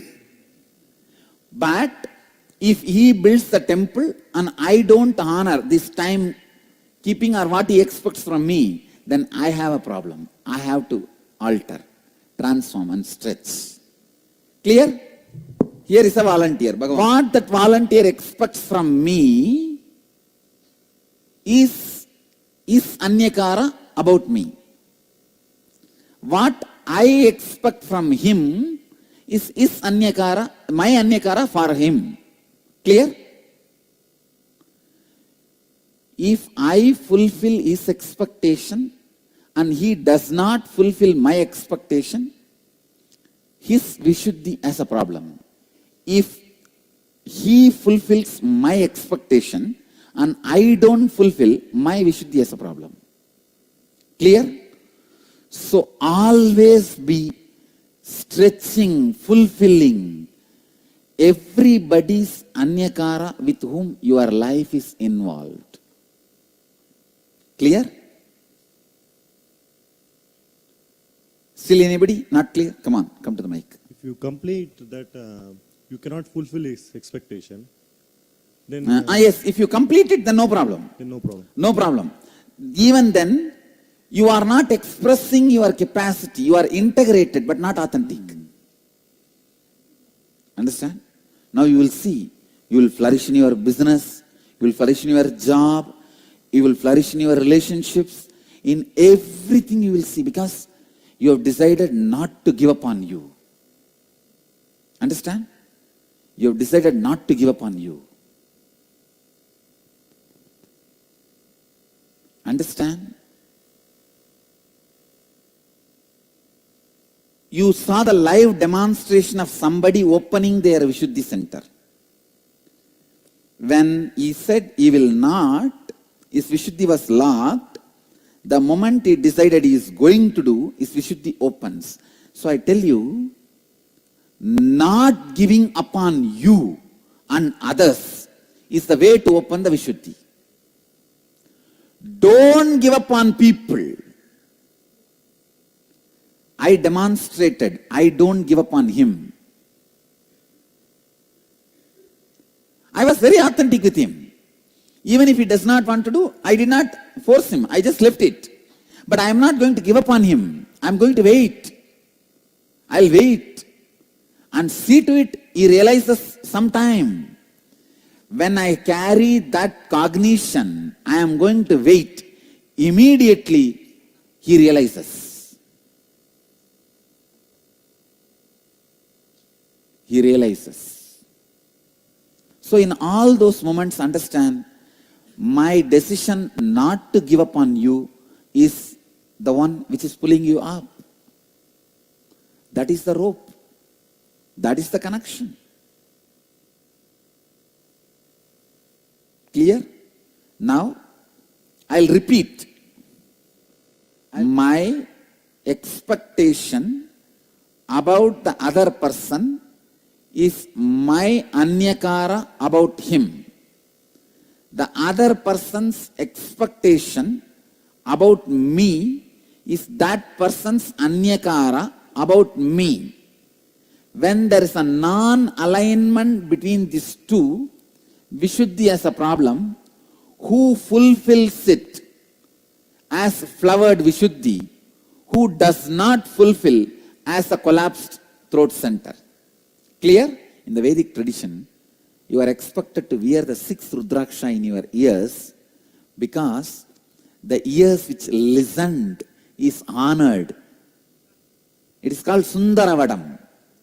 Arugatti Sundaravadam means if you have listened the spiritual truths, it has to be decorated with and beautified. All the communities which had the tradition of initiation used to wear that. Brahmins, Vaishyas, the communities which had the tradition of initiation used to wear that. How many of you have seen your great-grandfather's photograph and all he was wearing? Means your communities all have the tradition of initiation. Arugatti Sundaravadam, it's called. So now you are all initiated. All your ears, you can decorate it. With Rudraksha or whatever you want, you can decorate it with the Sundaravada because you heard, you listened. Listen now. Whenever there is, please listen. Even if you listen, this will become part of you. When you are not integrated and inauthentic, when you are non-integrated and inauthentic with the anyakara you carry about others, that reflects non-integrity and inauthenticity in the anyakara others carry about you. Got it? Let me repeat. Listen. Now, if Bhagavan is not ready to fulfill my anyakara about him, I am only responsible for that, not Bhagavan. Because there is some incompletion in my anyakara about him, there is a non-integrity and inauthenticity. So, I have to take the responsibility. Here, fortunately, the strength of my responsibility has helped him to jump out of the laziness and he committed. Now, this is the power of my authenticity. Clear? But still I have few people who are not ready to fulfill my anyakara. For that, I am responsible. Understand what I am saying? Maybe somebody is not ready to fulfill my anyakara about them, then I am responsible for it. Then in that anyakara, I am giving you the example. Actually, I don't have any anyakara which is not fulfilled. That's different. If I have, clear? I am responsible. When you take responsibility for others in authenticity also, you see a new energy flowing from your throat center. A real Shakti. Shakti means taking responsibility for all Ashakti. Taking responsibility for all powerlessness. Anybody feels powerless. If I take responsibility for them, then I am expressing Shakti. How many of you feel, why should I take responsibility for others? Authentically, raise your hand. There's a beautiful place for all you guys, graveyard. No, I'm telling you the truth.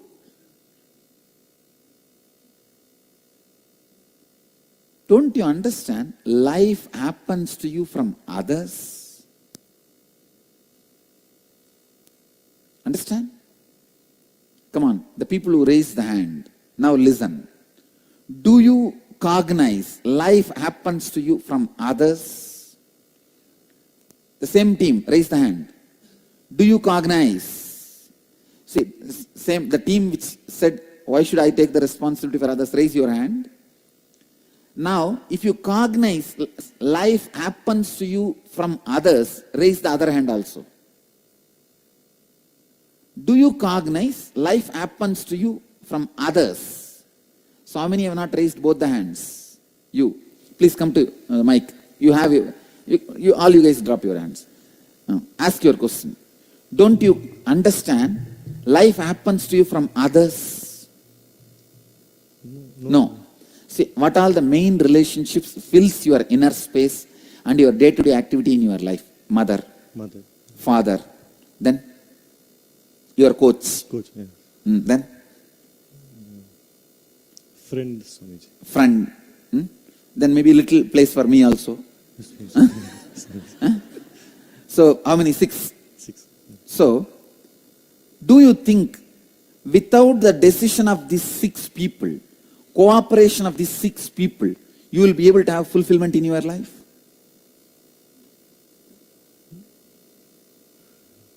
Can't say Swamiji. You can't. Your mother has to fulfill your son dimension. The dimension you carry as a son, it can be fulfilled only by your mother, only by your father. But she has different expectations, Swamiji. What I am saying, whether she has expectation or not, your fulfillment can come only if she is fulfilled as your mother. See, she has different expectation, we will work that next. Whether to complete with her or align her to your achievement or you will align to her expectation is secondary. But do you understand, cognize, unless she feels fulfilled, having you as her son, you will not fulfill having her as your mother. I won't have that completion, Swamiji. You understand? So life happens to you from others, outside. You get it? I am your master.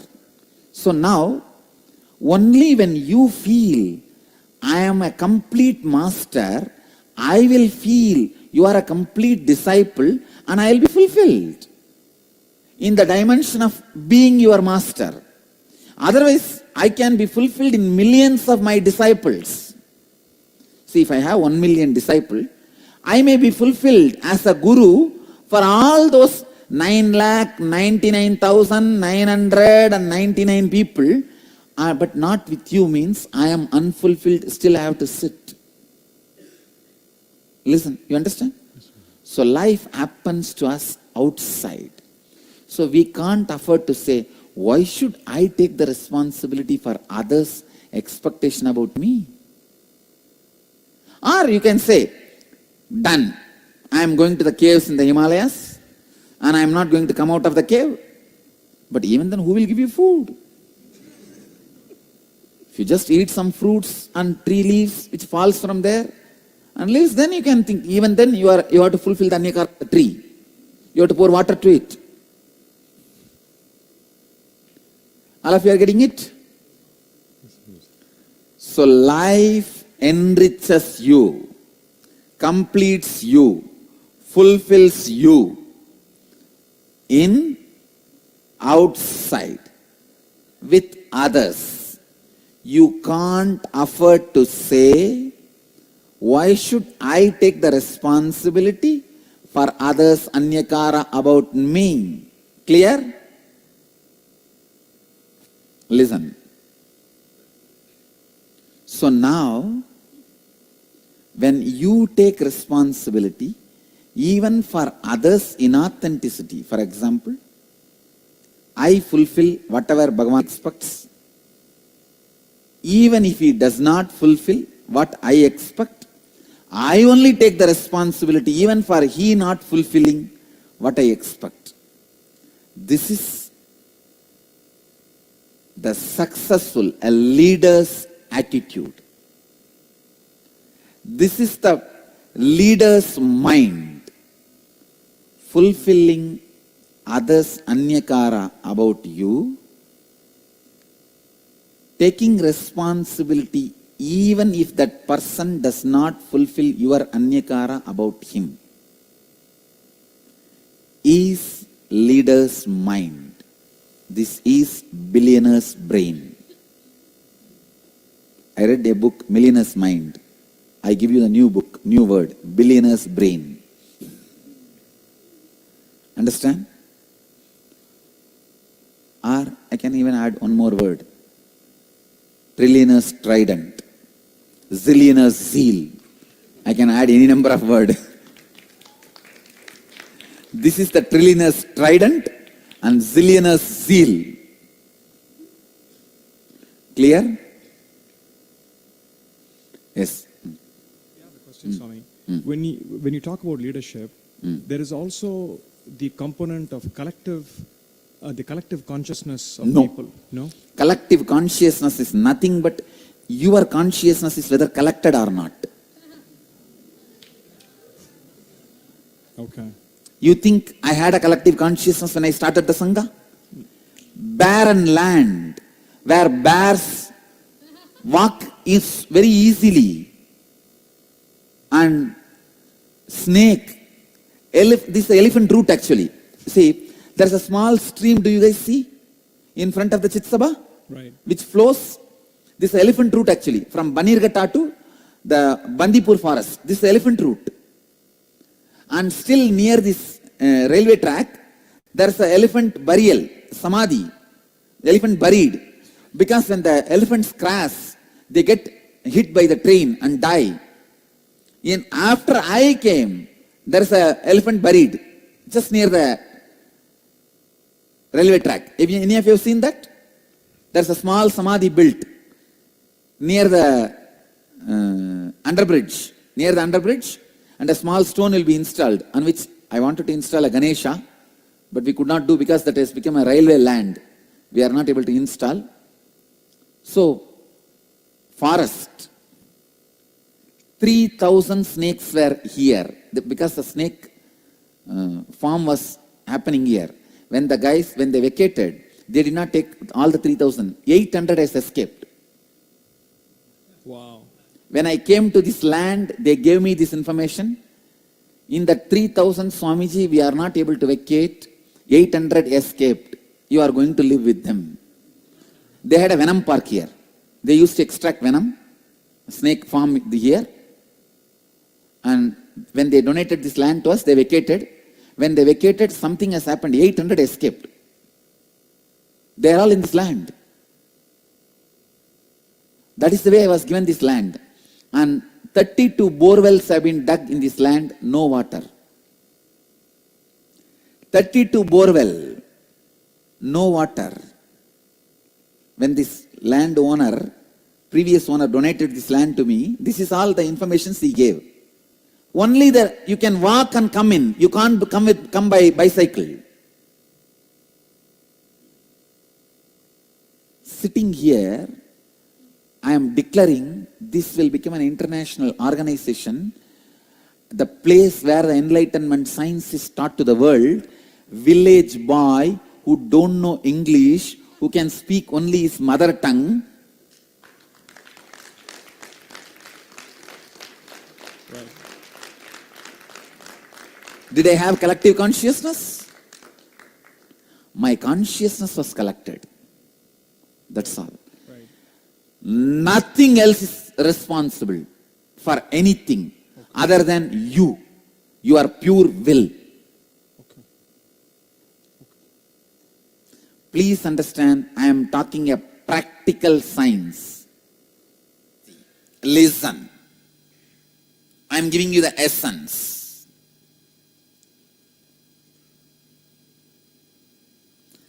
Whenever there is an inauthenticity in Anyakara, you end constantly comparing yourself and your life with others. You end up with jealousy, hurt, anger, suffering. Then you are caught in comparison and jealousy. Jealousy is outcome of deep, innate violence you carry. Listen, I am putting it in a better way. Please understand, when somebody expects something from you, when their image about you demands your expansion, you are not interested in expansion. The violence you have, you show towards them as jealousy, saying, you expect this from me? Come on, now I will expect this much from you. You prove. Getting it? Cognizing it?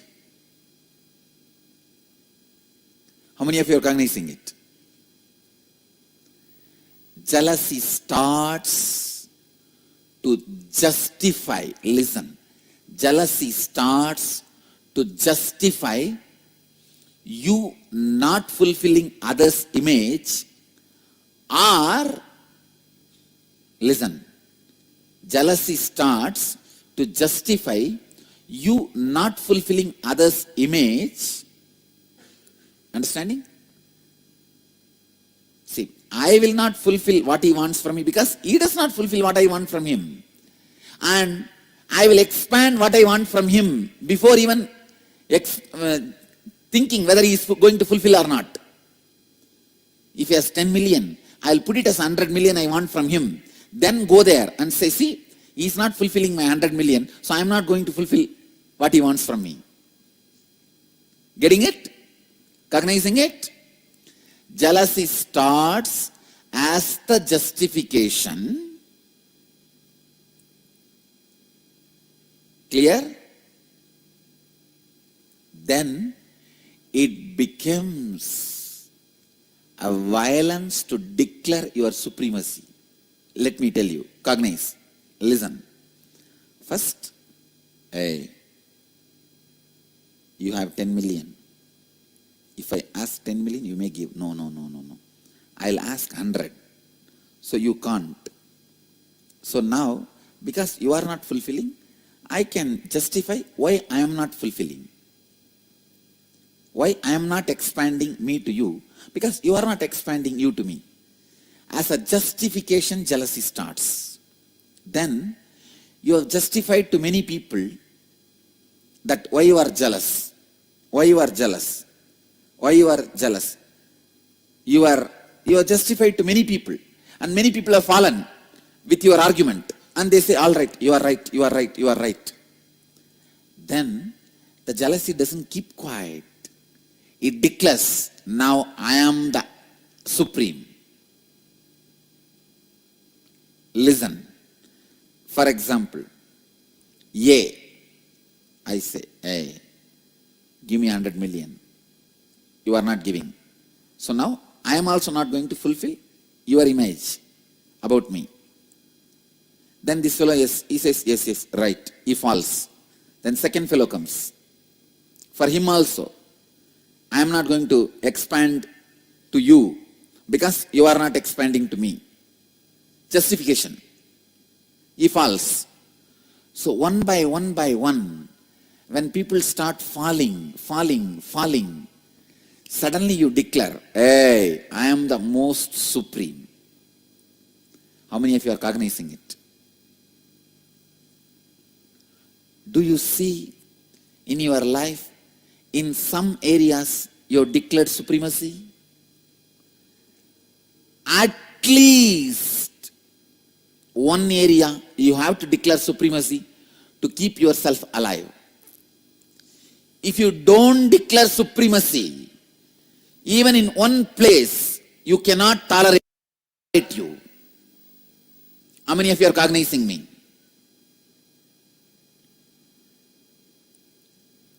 Clear? Where you declared supremacy is the root jealousy suffering pattern with which you are struggling. Listen, look in and verify at least 2 situations that happened in your life where you experienced jealousy and used it as a justification mechanism. Means, he is not fulfilling, why should I fulfill? I am justified. Some way.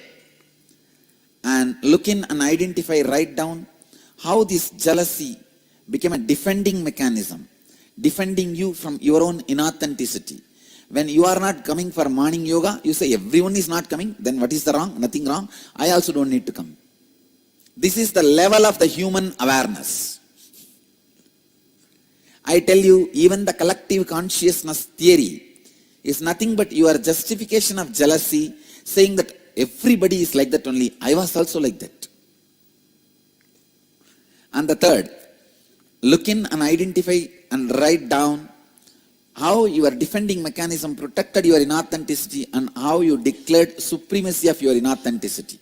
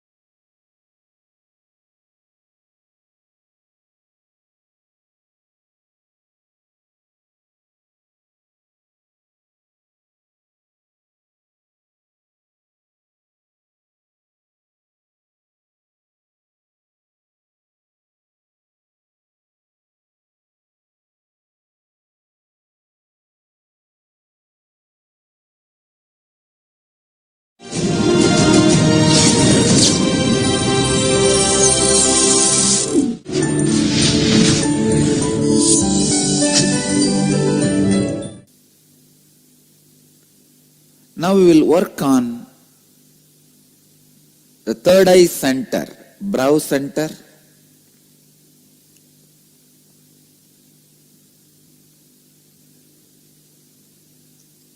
Earlier we worked on mamakara,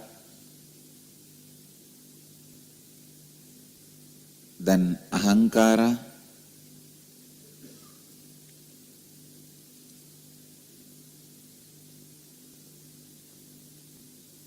now we will work on the relationship you share with your ahankara and mamakara. Understand? The relationship you share with your inner identity and the identity you project outside. If both of them are aligned, the brow center is active, high energy expresses through you. If both of them have conflict, non-integrated, inauthentic, then Ajna Chakra collapses.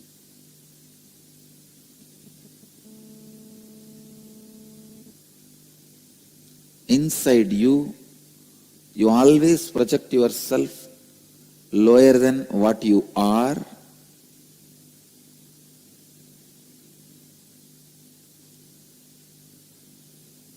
And outside you, you always project yourself higher than what you are. Please listen. Inside you always project yourself lower than what you are. Outside you always project yourself higher than what you are. The brow center is blocked when your mamakara and ahankara are not aligned. Whenever there is a mismatch in what you believe as you inside you and what you project as you outside you, you are living with failure.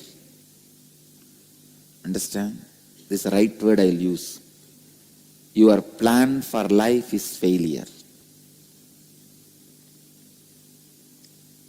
Please understand, if you plan for miracles, miracles will go on be happening in your life.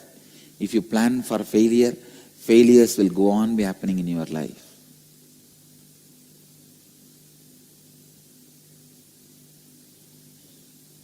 It's like a sword which is sharp on both sides, rubbing you constantly. On one side, the inauthenticity of your mamakara is pulling you down. On the other side, the inauthenticity of your ahankara is pulling you down. Please listen. When you don't integrate these two, your mamakara and ahankara, in both places you will be shrinking. If you align both, the first thing will happen is, you don't need to remember how you need to project you. That's the biggest relief.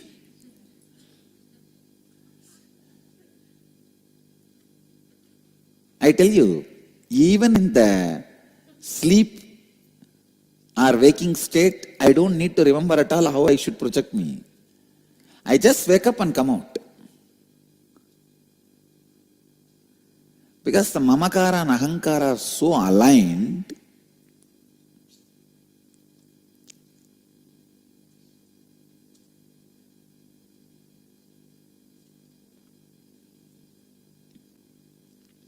I don't need to remember constantly how I should project me. That's the first freedom will happen to you. That's what I call easy going. In easy going, you don't need to remember how you need to project you. In e-going, every inch for you to go, you need to remember. Either Life is easy going or egoing.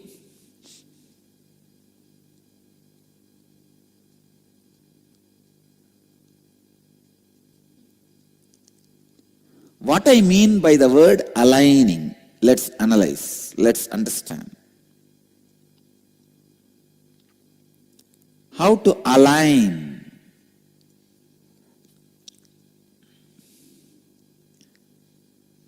the inner identity and outer identity.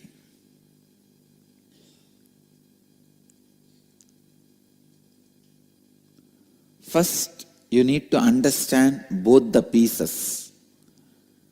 And you have to know what kind of a connection they enjoy, or they may not even have connection. When your Ajna chakra is collapsed, you are wounded on both sides, wounded on outside and inside both. The easy-going life does not happen. You can see very clearly people who are egoistic, they become very serious and diseased.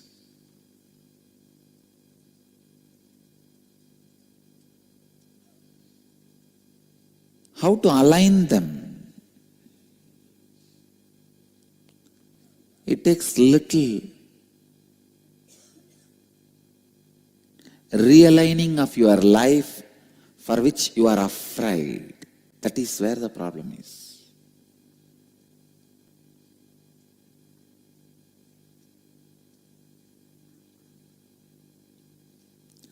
You just have to decide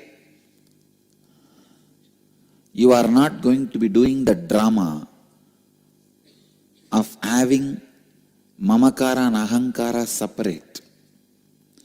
I am not saying you should be true to your mamakara.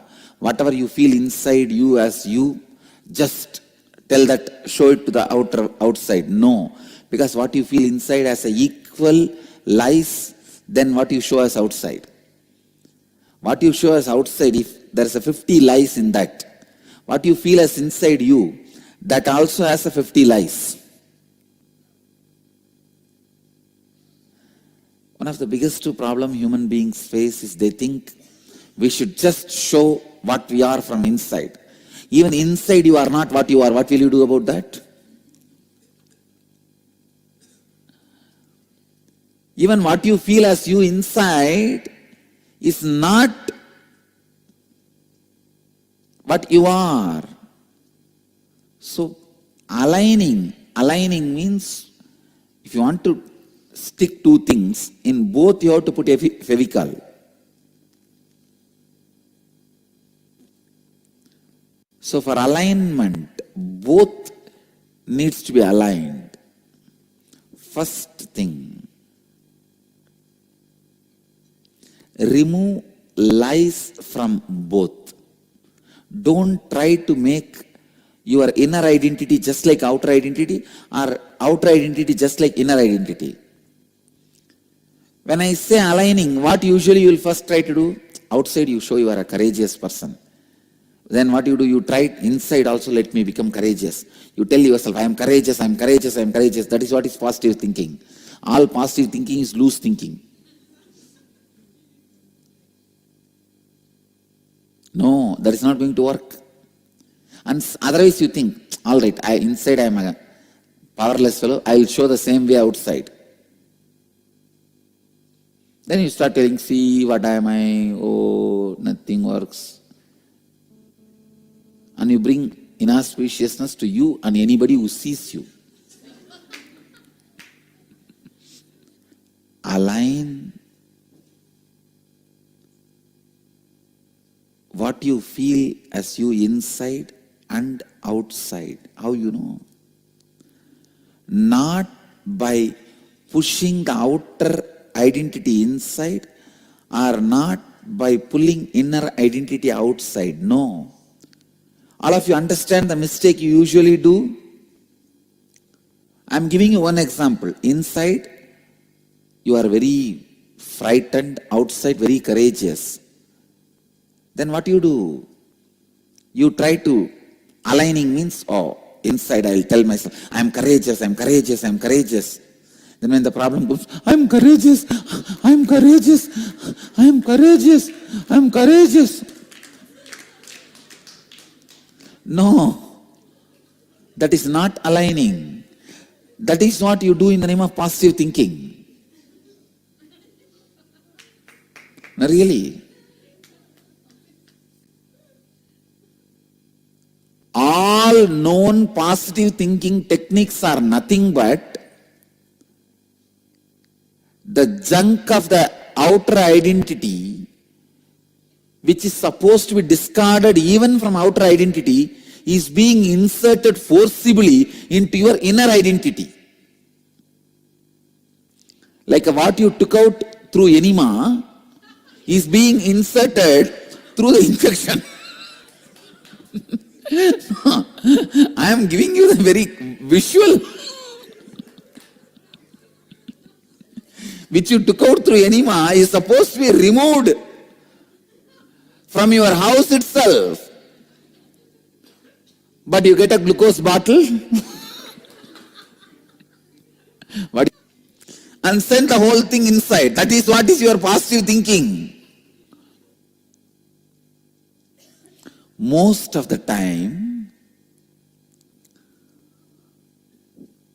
the lies of your outer identity, which was rejected by your inner identity, you think that chunk should be infused into your inner identity. No. Whatever is rejected in your outer identity by inner identity, that is lie. Throw it away. Whatever is rejected in your inner identity by the outer identity, that's a lie. Throw it away.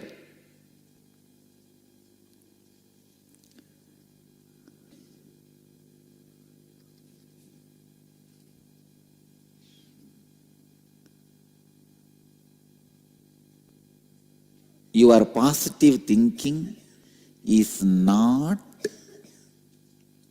aligning. There's another thing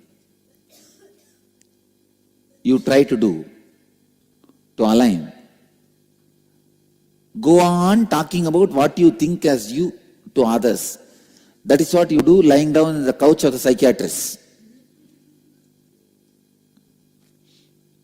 You think by telling whatever you feel as you are becoming authentic. No. Whatever you think as you is not you. Neither by pulling the inner identity outside, nor by pushing outer inside, you are going to align between outer and inner identity. This is the first lesson you need to know. You need to know how alignment will not happen. Only then I can teach you how alignment can happen. This is like you try to fly by pulling your shoelaces. You decide you should fly. That's the first statement. Second thing, how to fly? If you pull yourself, you can fly. Third, what is the best way? My shoelaces, come. You know where will you fall.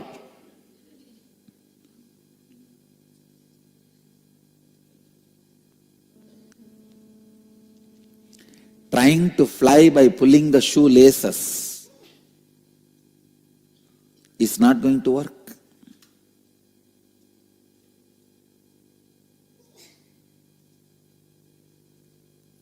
Then what is the way to align? Whatever you show as outer identity and not accepted by the inner identity. Like if you show what you show to the outer world, if you pen down, there are many characters, many things your inner identity will not accept. Hey, it is not true, it is not true, it is not true. Then through all that, say, I will not project all this anymore. I will not empower all this anymore. I will not repeat words or actions which shows these parts. And same way, write an essay about your inner identity. What do you think as you, feel as you? Many things your outer identity will reject in that. You will say, I am a frightened guy. So many ideas you will be having. I am a coward, I run away and all that. But your outer identity suddenly will tell, no, it is not the case. Many times we won the game. Many times we showed courage. Please understand. Aligning of both identities will literally end up in no identity.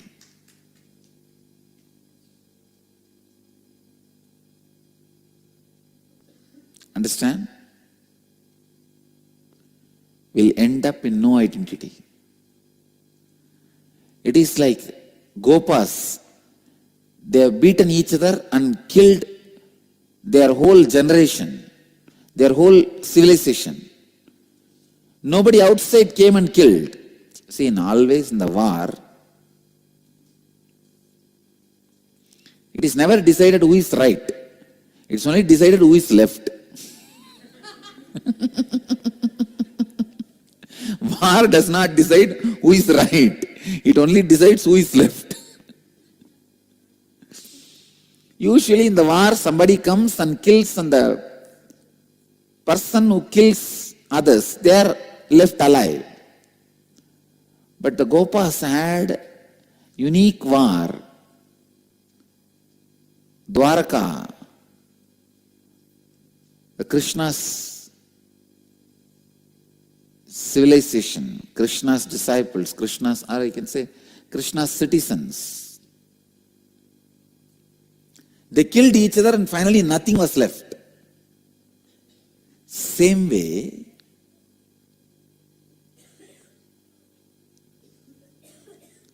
drop whatever complaint your inner identity does about outer identity. Drop whatever complaint your outer identity has about inner identity. This is the assignment now you need to do.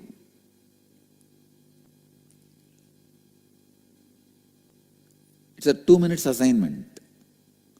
After that, I will give you another one elaborate work. First, this 2-minute assignment.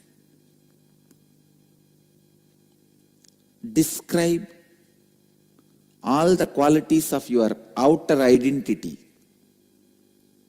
One side. Other side, all the qualities of your inner identity. What you feel as you, what you project as you. Like a quality, one by one, you write. Then we will have a fight between these two. Whatever this one does not want in him, remove. Whatever that one does not want in him, remove. Then finally, there will be few qualities both want in each other. When you align, identity will disappear. You will live that easy-going life. What is easy-going life? Not having any weight while you do all your life. That's all. Not having any weight while you live your life. Not having either fear or worry or weight or anxiety. When all this is not there, naturally you are not there, then who is there? Because you always identified yourself only with all these things. When I became enlightened, first thing I felt is, oh God, I am lost. Whom I used to remember as me is not there anymore. Somebody else is sitting. But that somebody else, when I settled with him, I realized only this is me. Earlier, the guy who was there only is somebody else.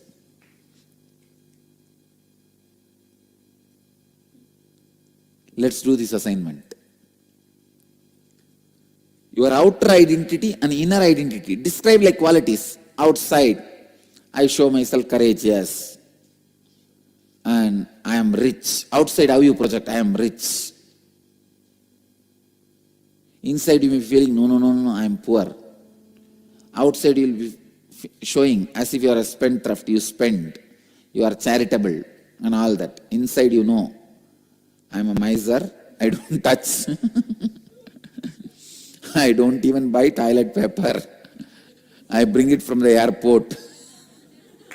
Whenever I go there, I take 2 rolls and keep it in hand. Now, whatever you have written, can you cancel the qualities which the other part is affecting?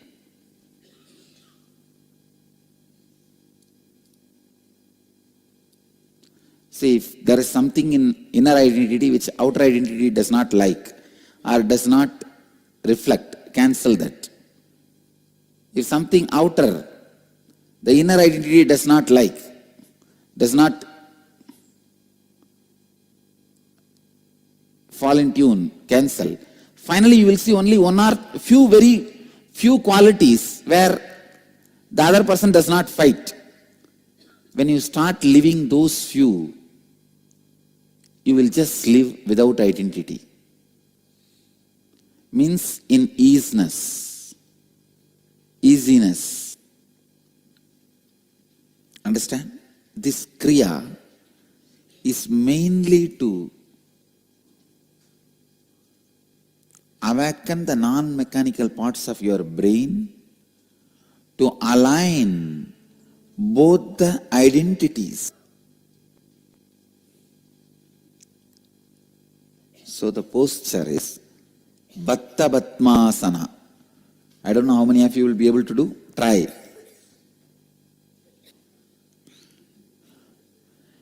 If you can't do, at least sit in Batmasana and put the hands behind. See, basically, when you move your body to that posture, your nervous system gets aligned so that when I awaken the Kundalini, it floods through that particular channel.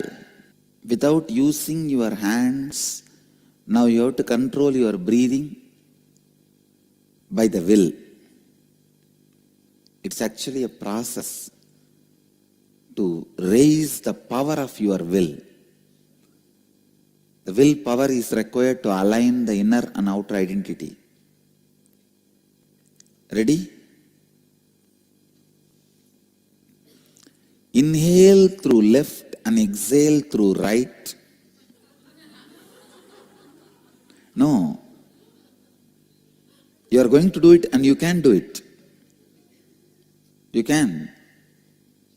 It is basically, that is why your hands are locked. Understand? See, the process is expected to teach you willpower.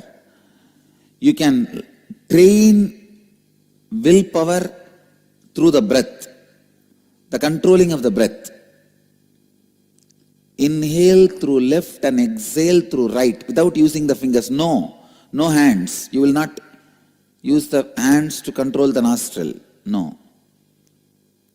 And listen, inhaling through left, exhaling through right, then inhaling through right, exhaling through left. A simple Nadi Shodhana, but through willpower. Start. In that same posture, hum intensely. Your whole navel should vibrate with that humming. Your whole abdomen should vibrate with that humming. Hum as deeply as possible. While inhale, hum. While exhaling, hum. It is called Brahmari Pranayama.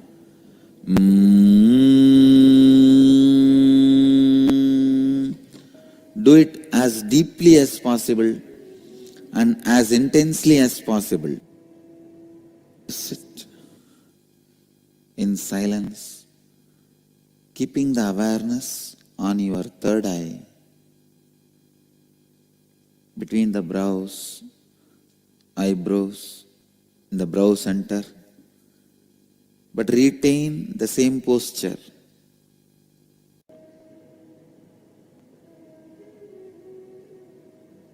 Bring only your awareness.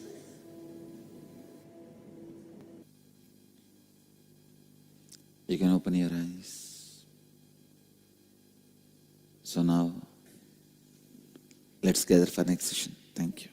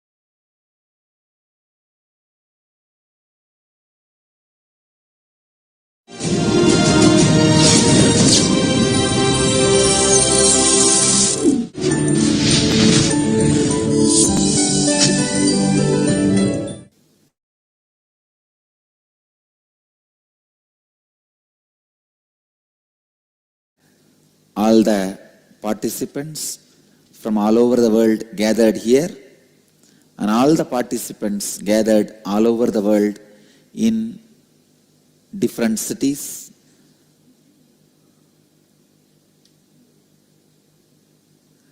Before entering into today's program,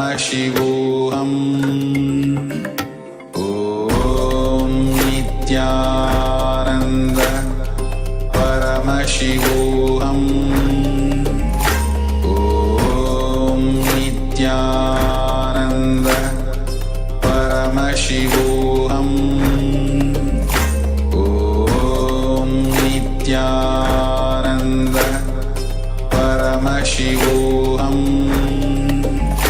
Om Nithyananda Paramashivoham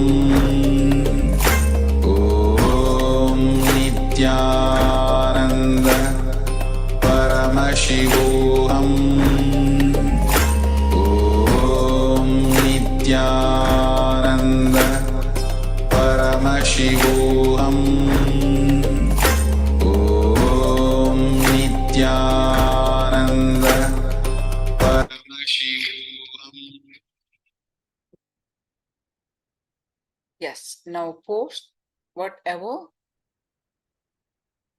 your third eye revealed in the chat, or what are the object names.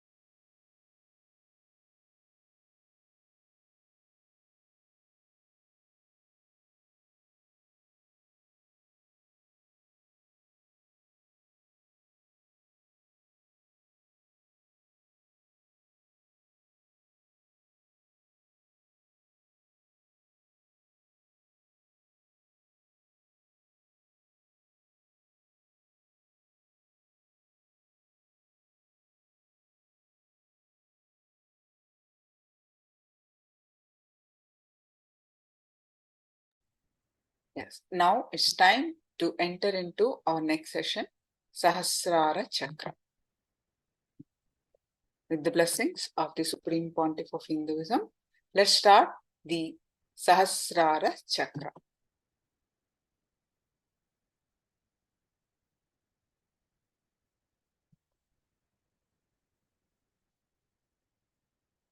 The Sahasrara Chakra, the crown chakra, is located at the top of the head at the crown.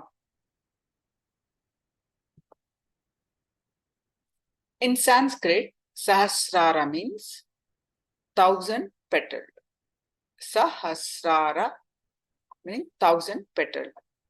From the mystical experience of a 1,000-petal lotus blossoming in the crown when this chakra is activated.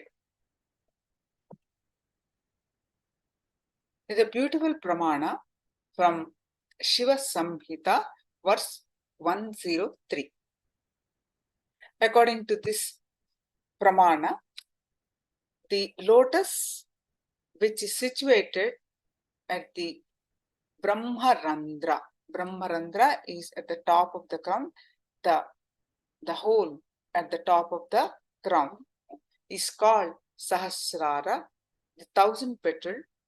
In the space in its center dwells the moon. From that triangular place, exhalation is continuously exuding. This moon fluid of immortality unceasingly flows through the Ida. The exhalation flows in a stream, a continuous stream, joining the left nostril, and it receives from the yogis the name of the Ganges. So what blocks the Sahasrara Chakra?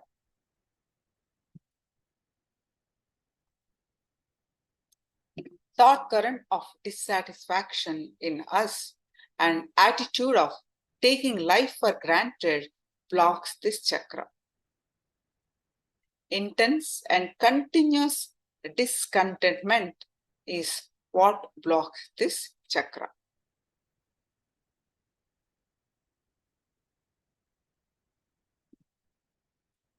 How to unlock Sahasrara Chakra?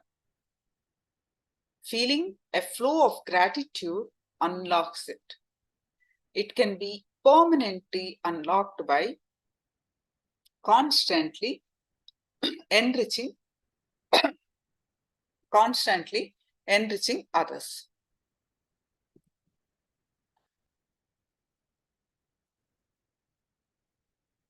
Dissatisfaction expresses itself through us in the form of complaints. If you look deep within, there is a hidden complaint for almost everything in your life. Whatever is in your life that is unwanted and yet persists is chronic complaint. It seems that we are trying to solve the problem, but it does not seem to get solved. Discontentment also pulls you down and makes you heavy and miserable.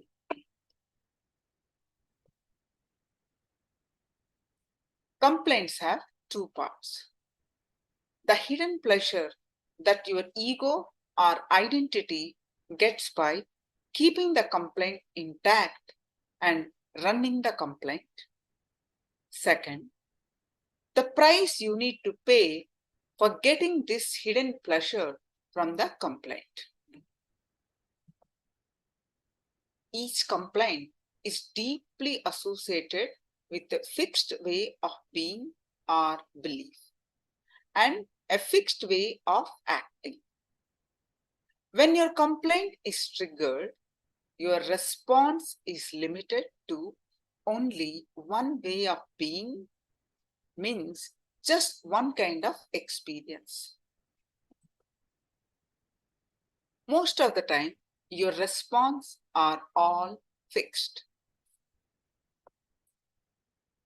The fixed way of belief and action only reinforces the belief inside you over and over again. The situation is kept alive by this identity, since it is deriving immense reassurance, even pleasure from it.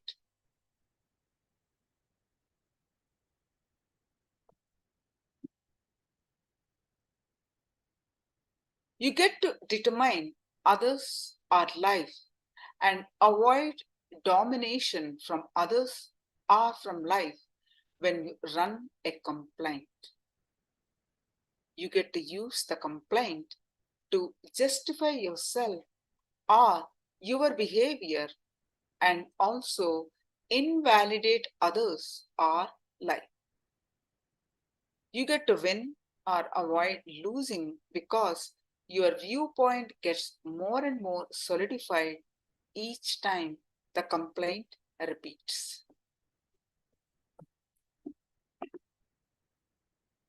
Working on the knots that affects the Sahasrara Chakra. Now, make a list of all the aspects of your life that you are not satisfied or happy about.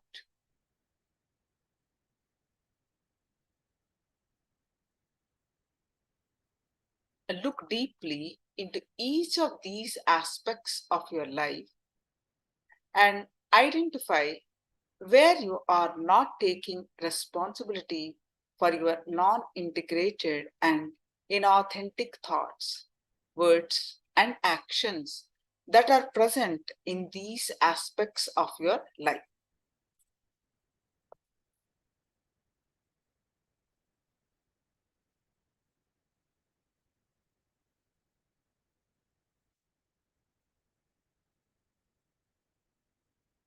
Now, with awareness, bring integrity, authenticity, and responsibility to these aspects of your life and visualize that you are now being in a space of expansion, happiness, and gratitude. Write down what are the new thoughts, words, and actions you will take in the same aspects of your life now. Inside this new space of being in expansion, happiness, and gratitude, write down in what ways you will now enrich yourself and others in your life in all other aspects of your life.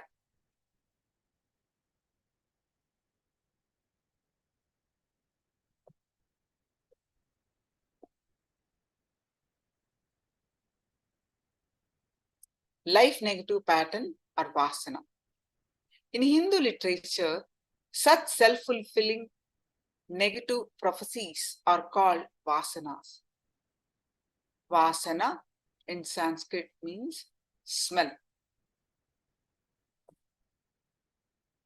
Engaging in life negative pattern, time shrinks and gives suffocating experience in you.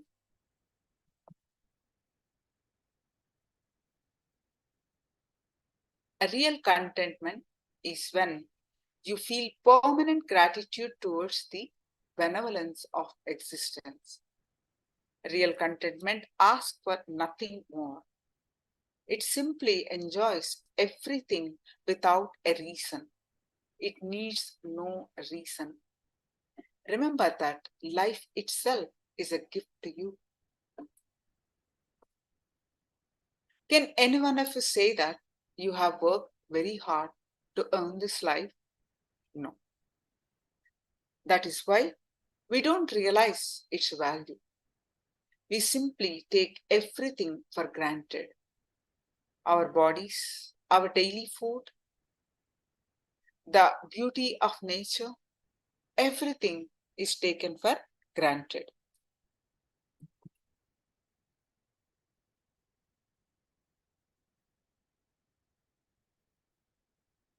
A small story. One day, the geography teacher in a school asked her students to write down the 7 wonders of the world. All the kids listed the great wonders like the Great Wall of China, the pyramids, the Eiffel Tower, and so on. One girl was writing and she kept writing, shaking her head and continuing to write. The teacher came to her and asked, "What happened? Have you forgotten what you have learned?" The little girl said, "No, I'm a little bit confused. There are many more than 7. The teacher was surprised and took her sheet and read it. She then read it aloud for the class to hear. The different wonders of the world are: I can see, I can touch, I can smell, I can hear, I can taste, I can laugh, I can love. The class was suddenly filled with penetrating silence.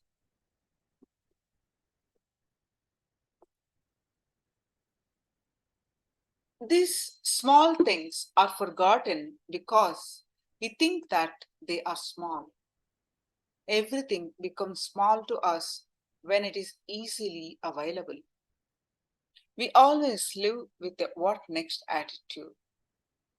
We are unable to relate to gratitude because of this. Now, write down a list of things that you have been given in life. It would be a long list. Once you finish this list, write down a list of things that you feel you have not been given. Both will be long lists if you are sincere.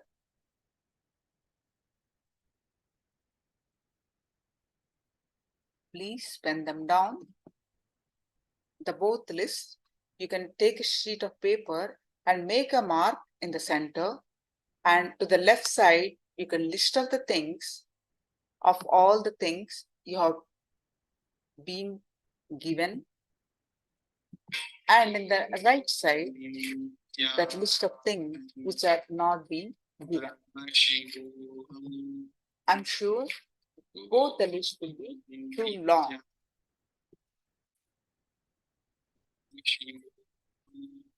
But Om Nithyananda Paramashivoham.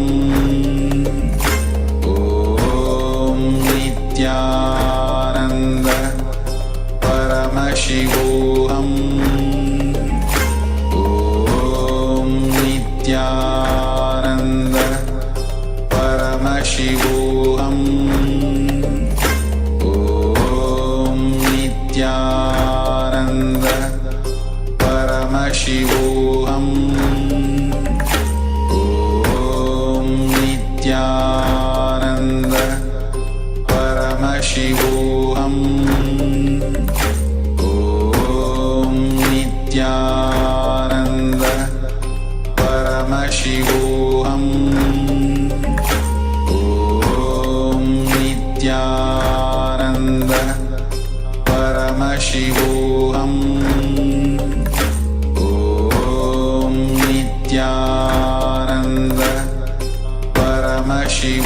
Om Nithyananda Paramashivoham. Om Nithyananda Paramashivoham.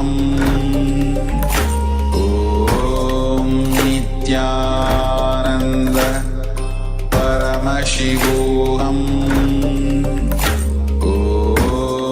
Nithyananda Paramashivoham. Om Nithyananda Paramashivoham. Om Nithyananda Paramashivoham. Om Nithyananda Paramashivoham.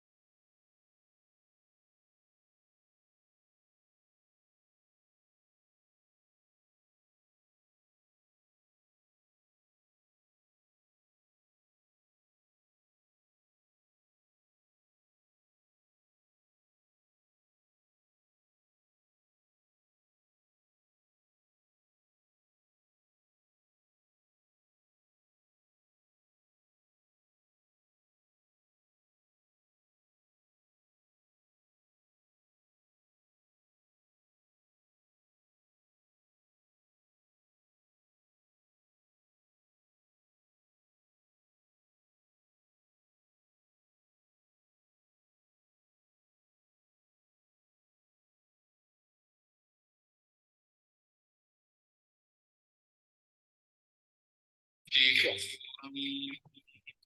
Now, I hope all of you finish the list to certain level. Now let's continue working on the Sahasrara Chakra.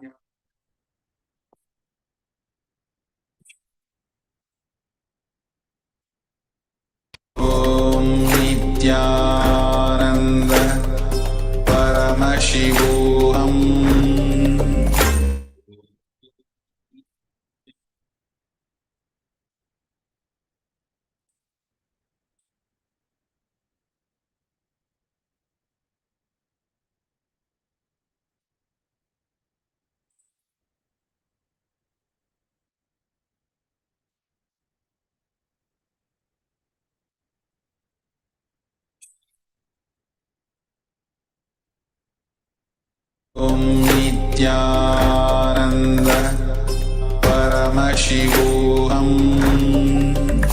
Om Nithyananda Paramashivoham Om Nithyananda Paramashivoham Om Nithyananda Paramashivoham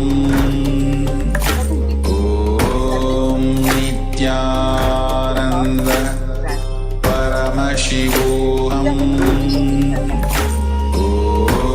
Om Nithyananda Paramashivoham Om Nithyananda Paramashivoham Om Nithyananda Paramashivoham Shower from us and Om Nithyananda Paramashivoham Om Nithyananda Paramashivoham so what is the difference? Om Nithyananda Paramashivoham Om Nithyananda Paramashivoham Om Nithyananda Paramashivoham Om Nithyananda Paramashivoham Om Nithyananda Paramashivoham Wisdom. Om Nithyananda Paramashivoham Om Nithyananda Paramashivoham Om Nithyananda Paramashivoham Om Nithyananda Paramashivoham Om Nithyananda Paramashivoham Om Nithyananda Paramashivoham Om Nithyananda Paramashivoham Om Nithyananda Paramashivoham Om Nithyananda Paramashivoham Om Nithyananda Paramashivoham Om Nithyananda Paramashivoham Om Nithyananda Paramashivoham Om Nithyananda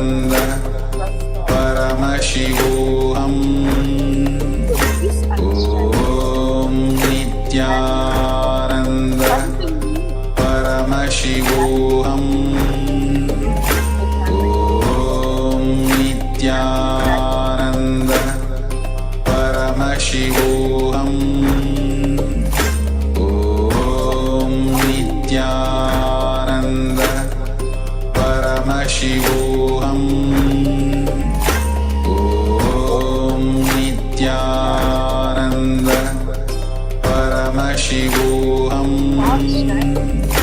Om Nithyananda Paramashivoham Om Nithyananda Paramashivoham Om Nithyananda Paramashivoham Om Nithyananda Paramashivoham Om Nithyananda. Step before the gratitude meditation, we'll be doing the Nithyananda meditation, which will awaken the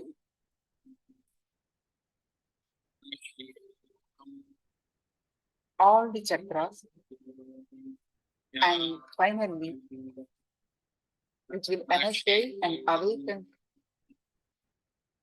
all the chakras, and finally, we enter into the gratitude meditation. Stay tuned. You can sit straight with your head neck back straight line.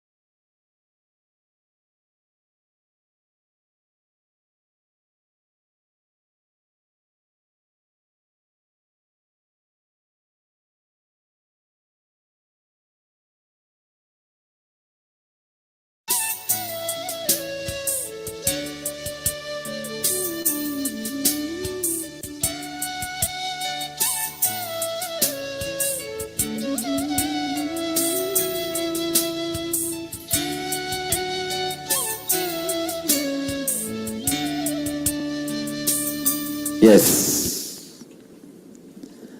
The first step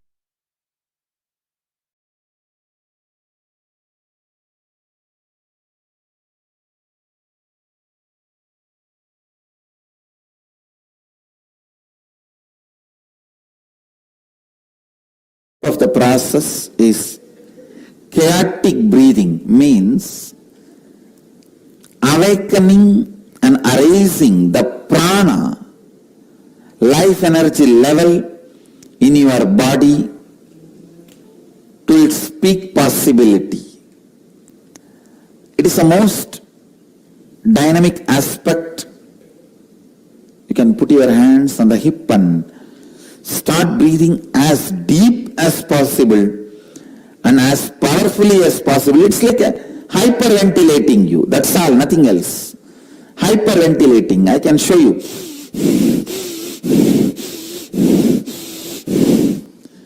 Use your whole body to breathe. The first step is 7 minutes. If you want, you can sit on your heels with knees and feet together in Vajrasana, or you can sit comfortably. But use your whole body and breathe. Use your whole body and breathe. I can demonstrate by myself. See here. Use your whole body and breathe as deeply as possible and as powerfully as possible, but as comfortably as possible. Let your whole body become alive. Let the hyperventilation happen in you.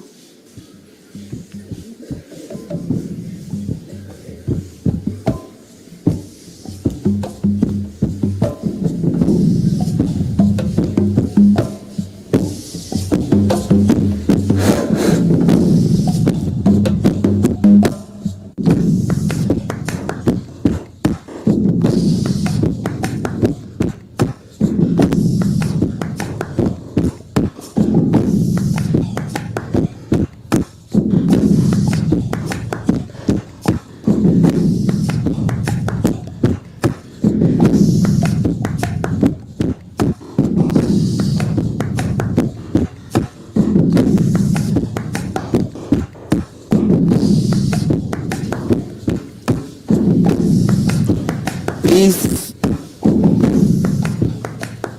be sincere as much as you can. Do it as long as you are comfortable.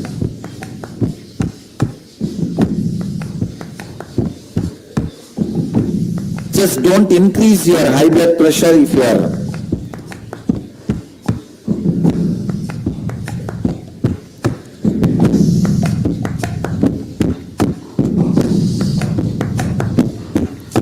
high blood pressure, do it mildly, comfortably. Others do it sincerely, authentically.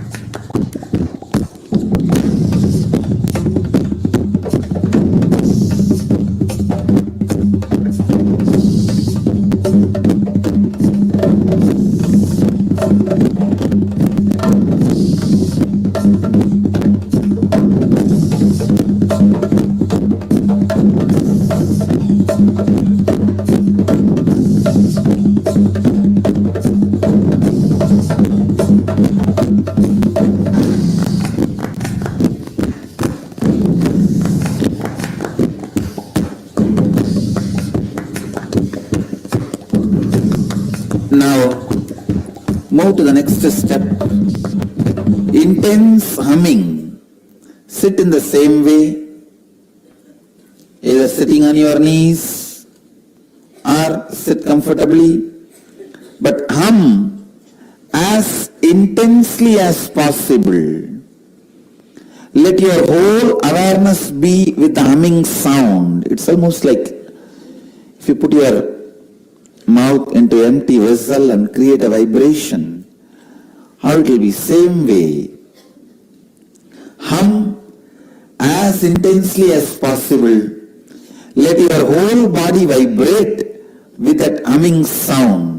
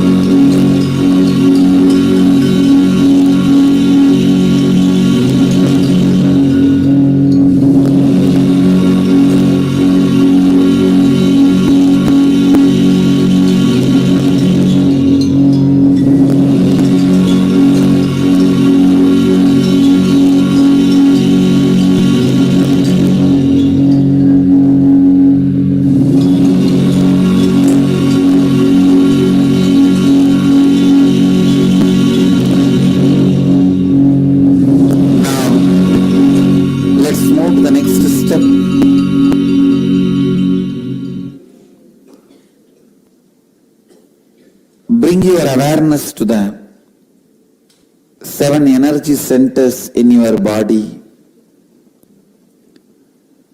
I'll guide you step by step. First, the root of the spine.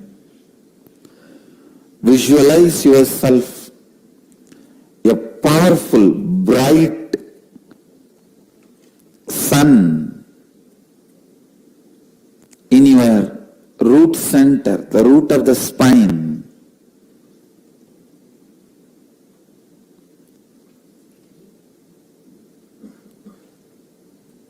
Be in the space of restful awareness.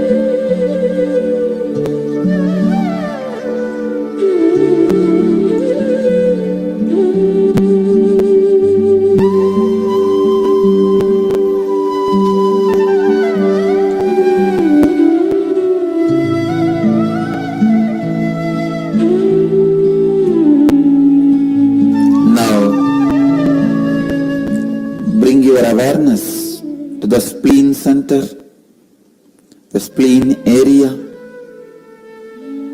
Visualize yourself as a powerful light, the spleen area.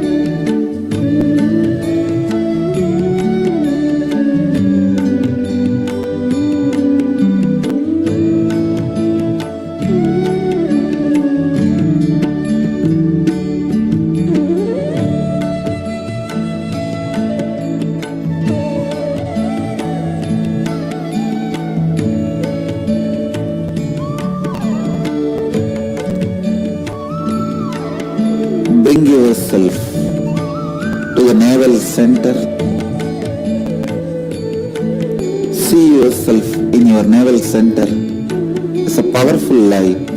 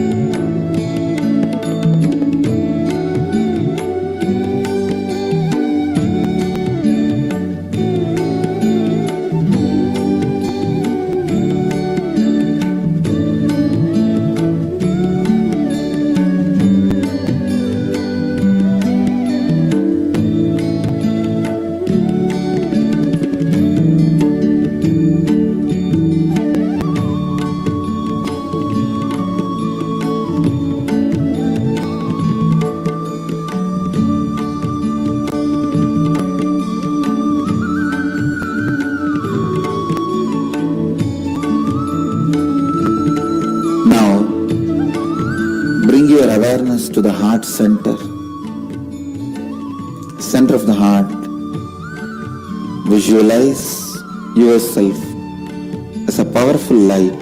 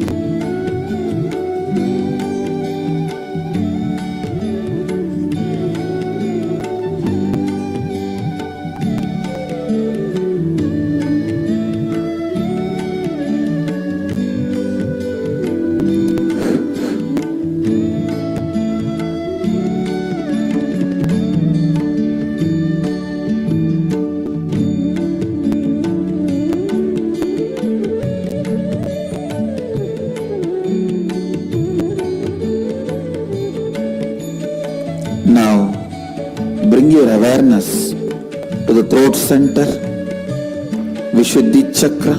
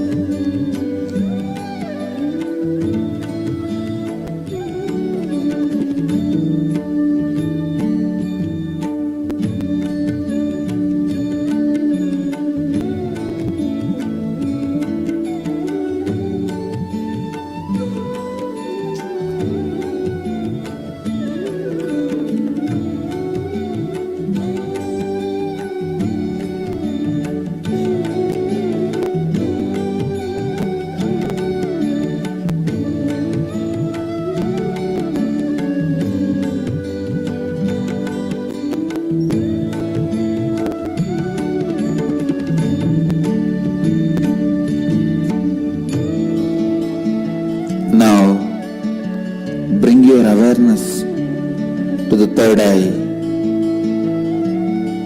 between both the eyes, Agnya chakra. See yourself as a powerful light on the third eye.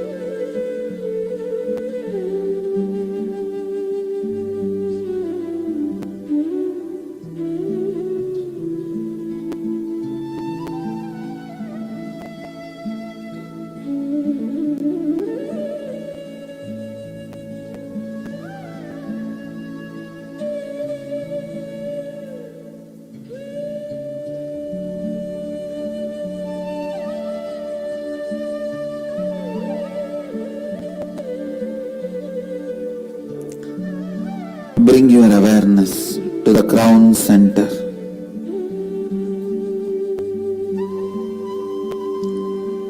The top of your head, Sahasrara chakra.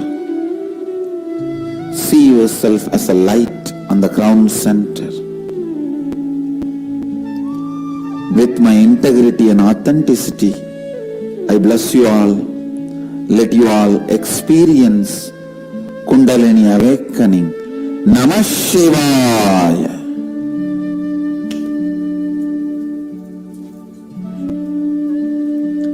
Namah Shivaya.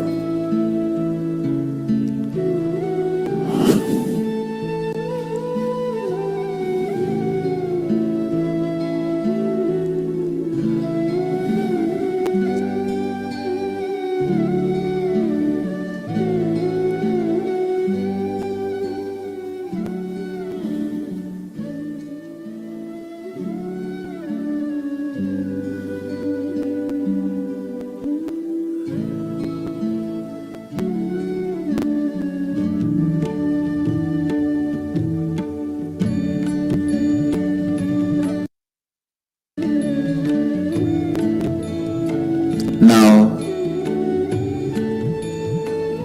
just relax, sit in the space of unclutched, decide to yourself. You will sit in the space of perpetual completion. Any incompletion comes up, complete and drop them. Be in the space of perpetual completion.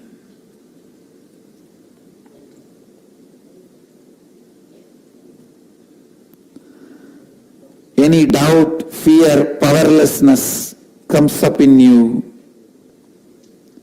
Distractions comes up in you. Complete them and drop them. Be in the space of perpetual completion, unclutched. I bless you all and initiate all of you.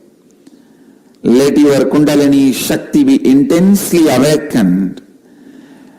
Let your brain mirror the neuron activities of an incarnation, the peak possibility.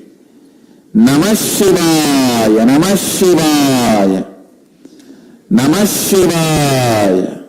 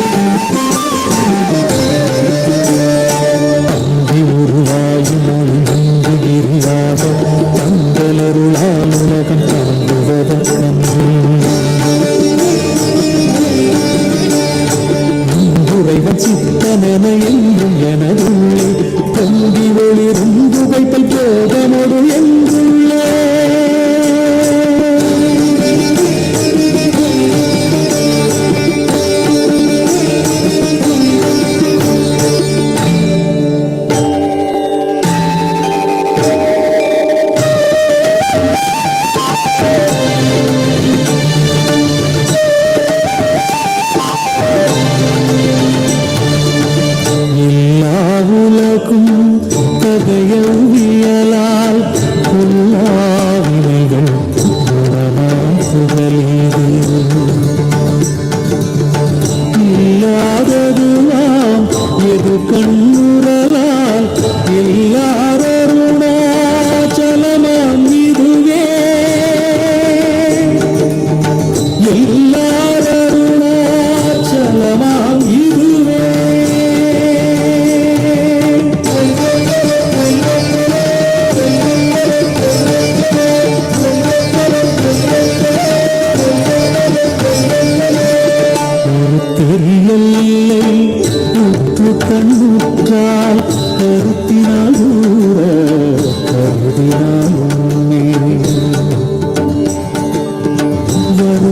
கூறாது வராத வேதாந்த கருத்த விஞ்ஞானம் பார்க்குமுண்டாமே அருத்த விஞ்ஞானம் பார்க்குமுண்டாமே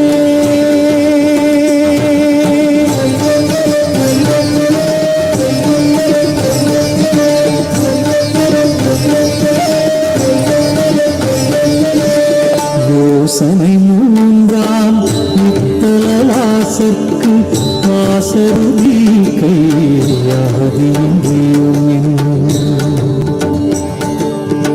வாசமில் சாயுச்சியம் பயக்குமே ஈசரம் என்றன் ஆணையினானே ஈசனம் என்றன் ஆணையினானே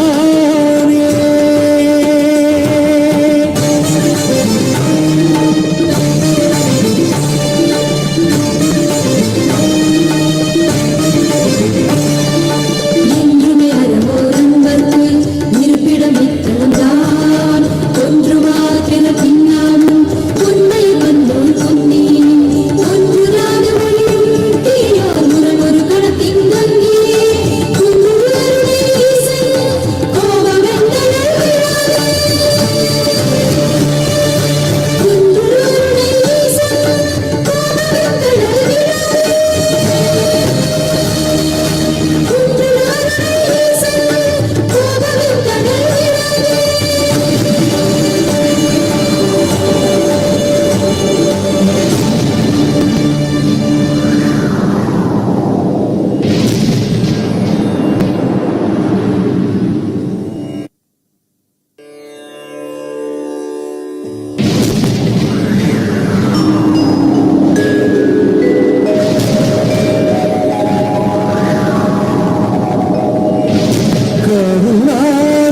கருணார்ணவமாய் கருதக் கதிநல்கும்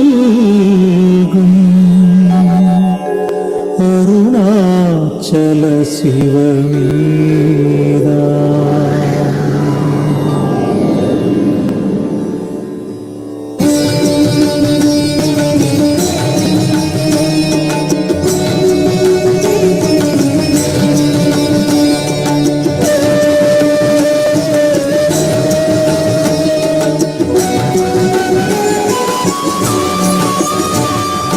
அதுவே தலம் அருணாச்சலம் தலம் யாவிலும் அதிகம் அது பூமியின் இதயம் அதுவே சிவன் இதய பதியாம் ஒரு மறுமத்தலம் பதியாமவன் அதிலே பதிவாரொளி மலையாய் நிதம் அருணாச்சலமேனவே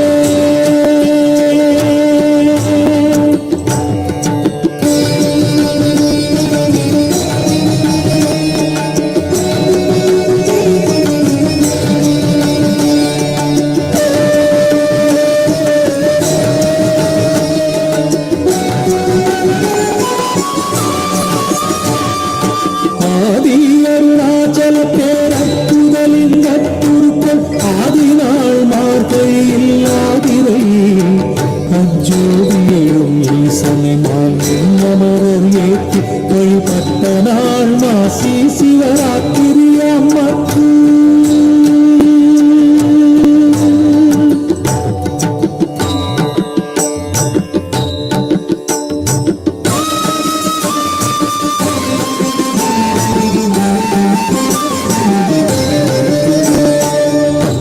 உருவாயும் ஒரு நன்றி விரியாக தங்களருளால் உலகம் தங்குவதற்கன்று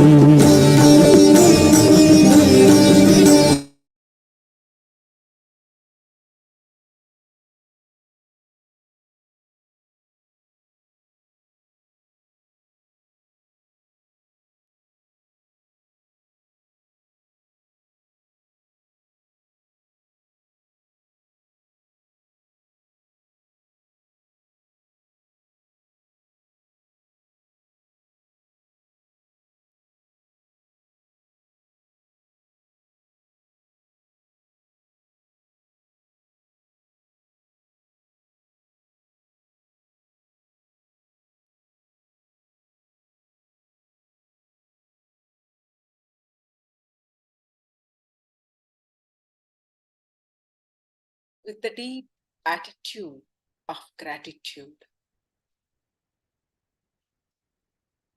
Concentrate or bring awareness on your Sahasrara chakra. Forget all other parts of your body. Concentrate only on your crown center and relax there, where a beautiful smile and relax. Just be. Bring complete awareness on your Sahasrara chakra. Forget rest of your body. With your whole being.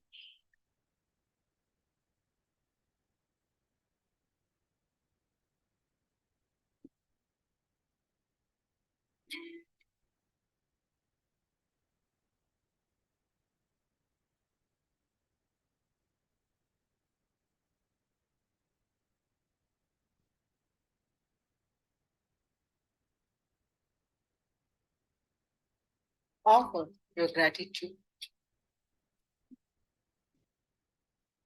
to your mother for giving you this body.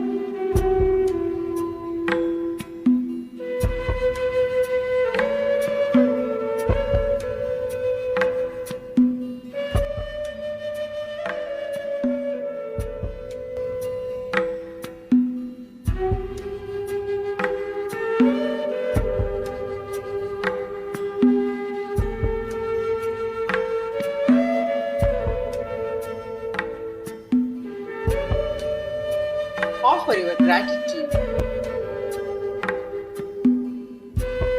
to your father for giving you this life and providing for all your needs.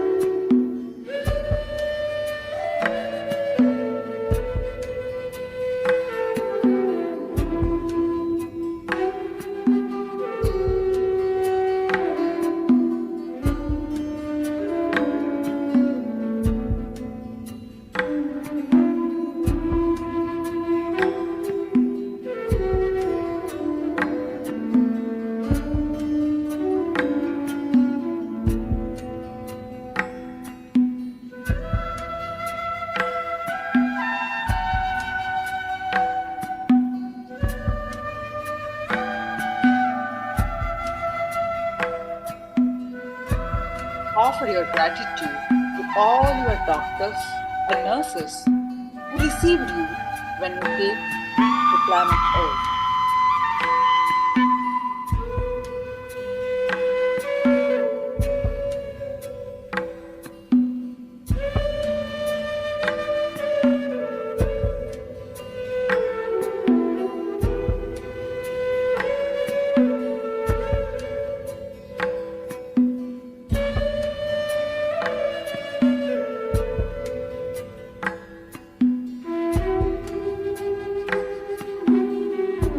Offer your gratitude to all the people who built the hospital or home when you are born.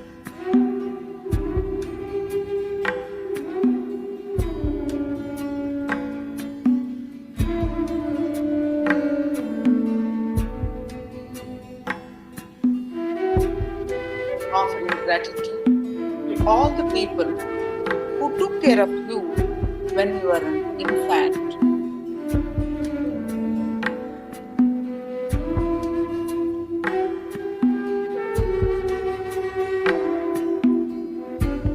Offer your gratitude to all those who worked for your food, clothes, and living when you were young.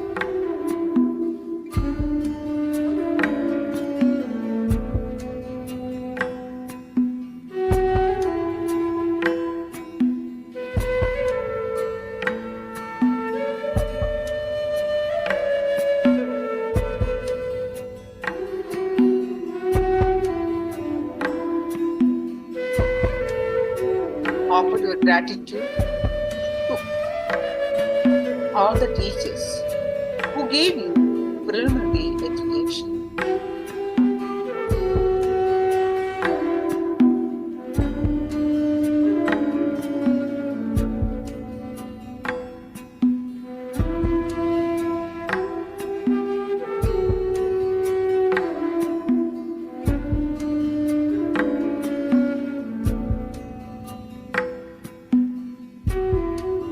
Offer your gratitude to all your young age friends who made your life happy and blissful, who shared their innocence and joy with you.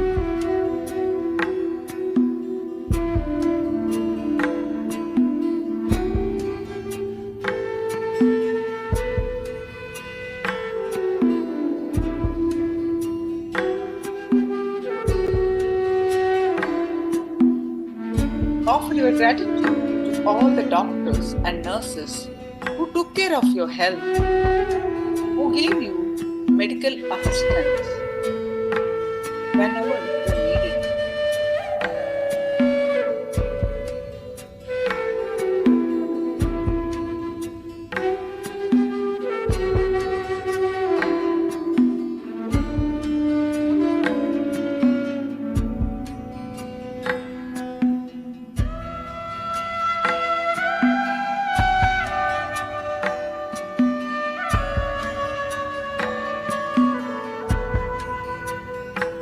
Offer your gratitude to your wife or husband for giving you love and security in your life. Forgive them for anything that they might have done that hurt you. Seek their forgiveness for anything that you might have done that hurt them or without a word.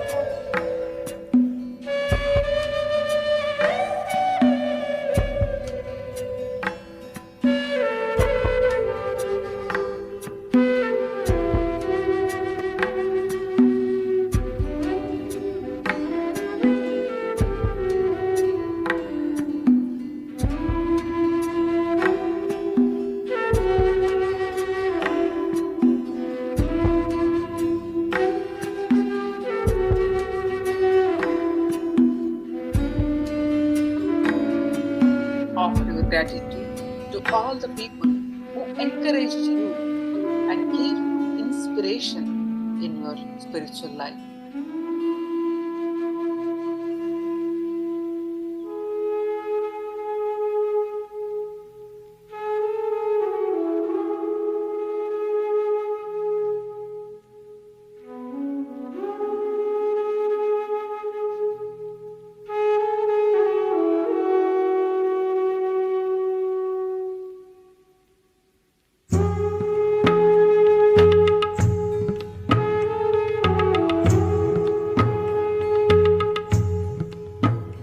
Offer your gratitude to all those who have served you in one way or another all through your life. The milkman who delivers milk, the grocer, the laundryman, the garbage collector, your servants, your driver, all these people who have taken, who you take for granted. Seek each one's forgiveness for any hurt that you might have caused intentionally or unintentionally, consciously or unconsciously. Be gratitude to each one of them.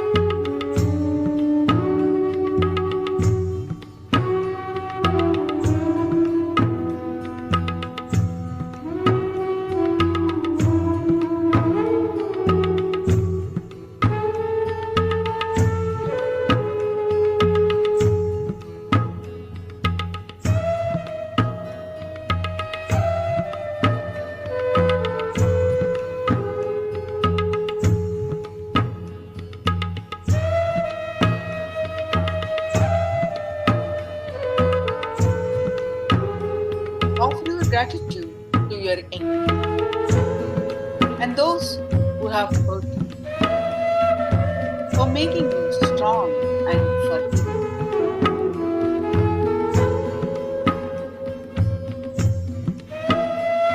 Seek their forgiveness for any hurt that you may have caused them.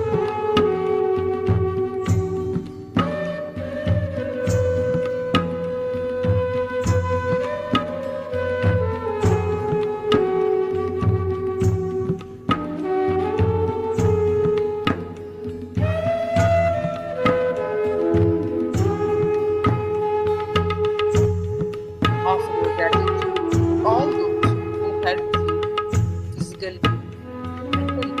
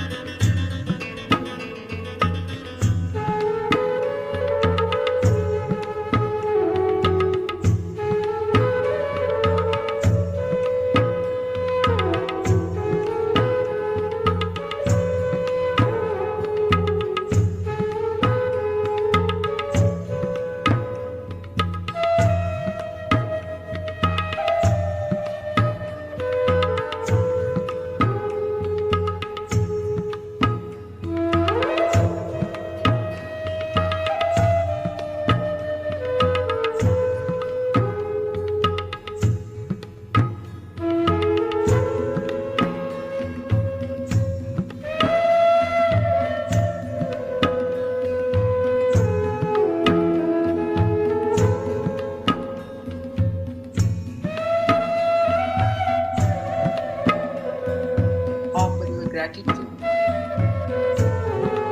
the Guru, with whose compassion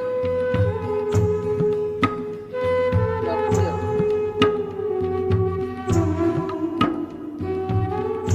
and with whose grace you achieve all the peace, joy in life. All the showering of gratitude.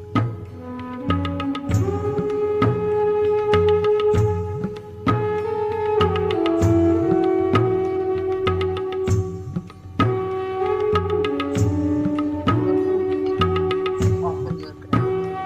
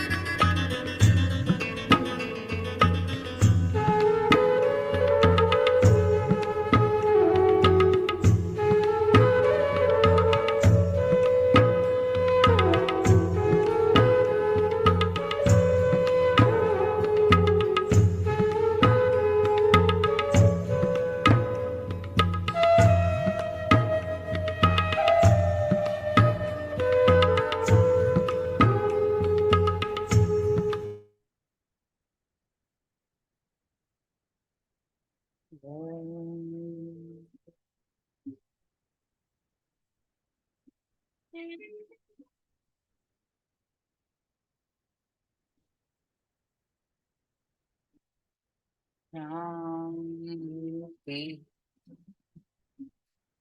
Shanti.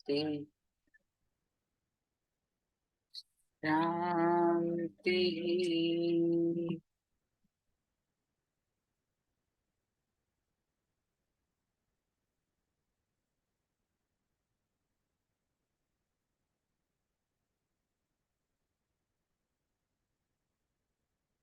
Relax.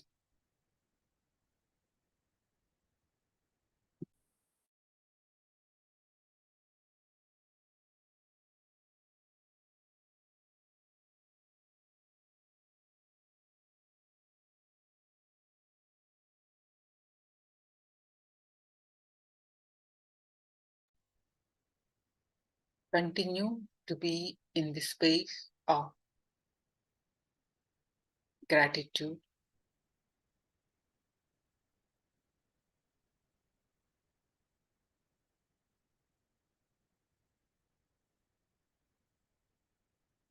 And awareness on the Sahasrara Chakra for receiving the darshan. Until you receive the darshan,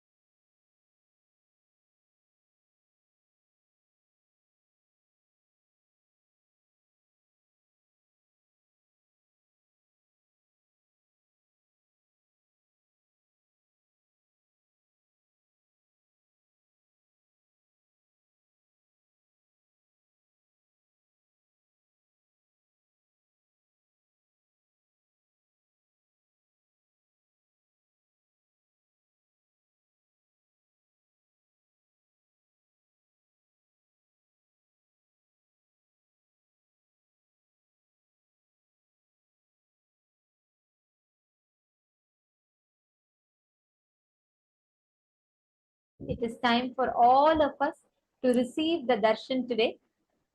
All the participants that are here with us, we are now going to be preparing ourselves to receive the darshan of Bhagavan Jwarabhagna Murti and Kalasamhara Murti forms of Paramashiva. To every one of you that are here with us today, all of us are going to receive this very, very powerful initiation, and all of us are going to be receiving the ability to heal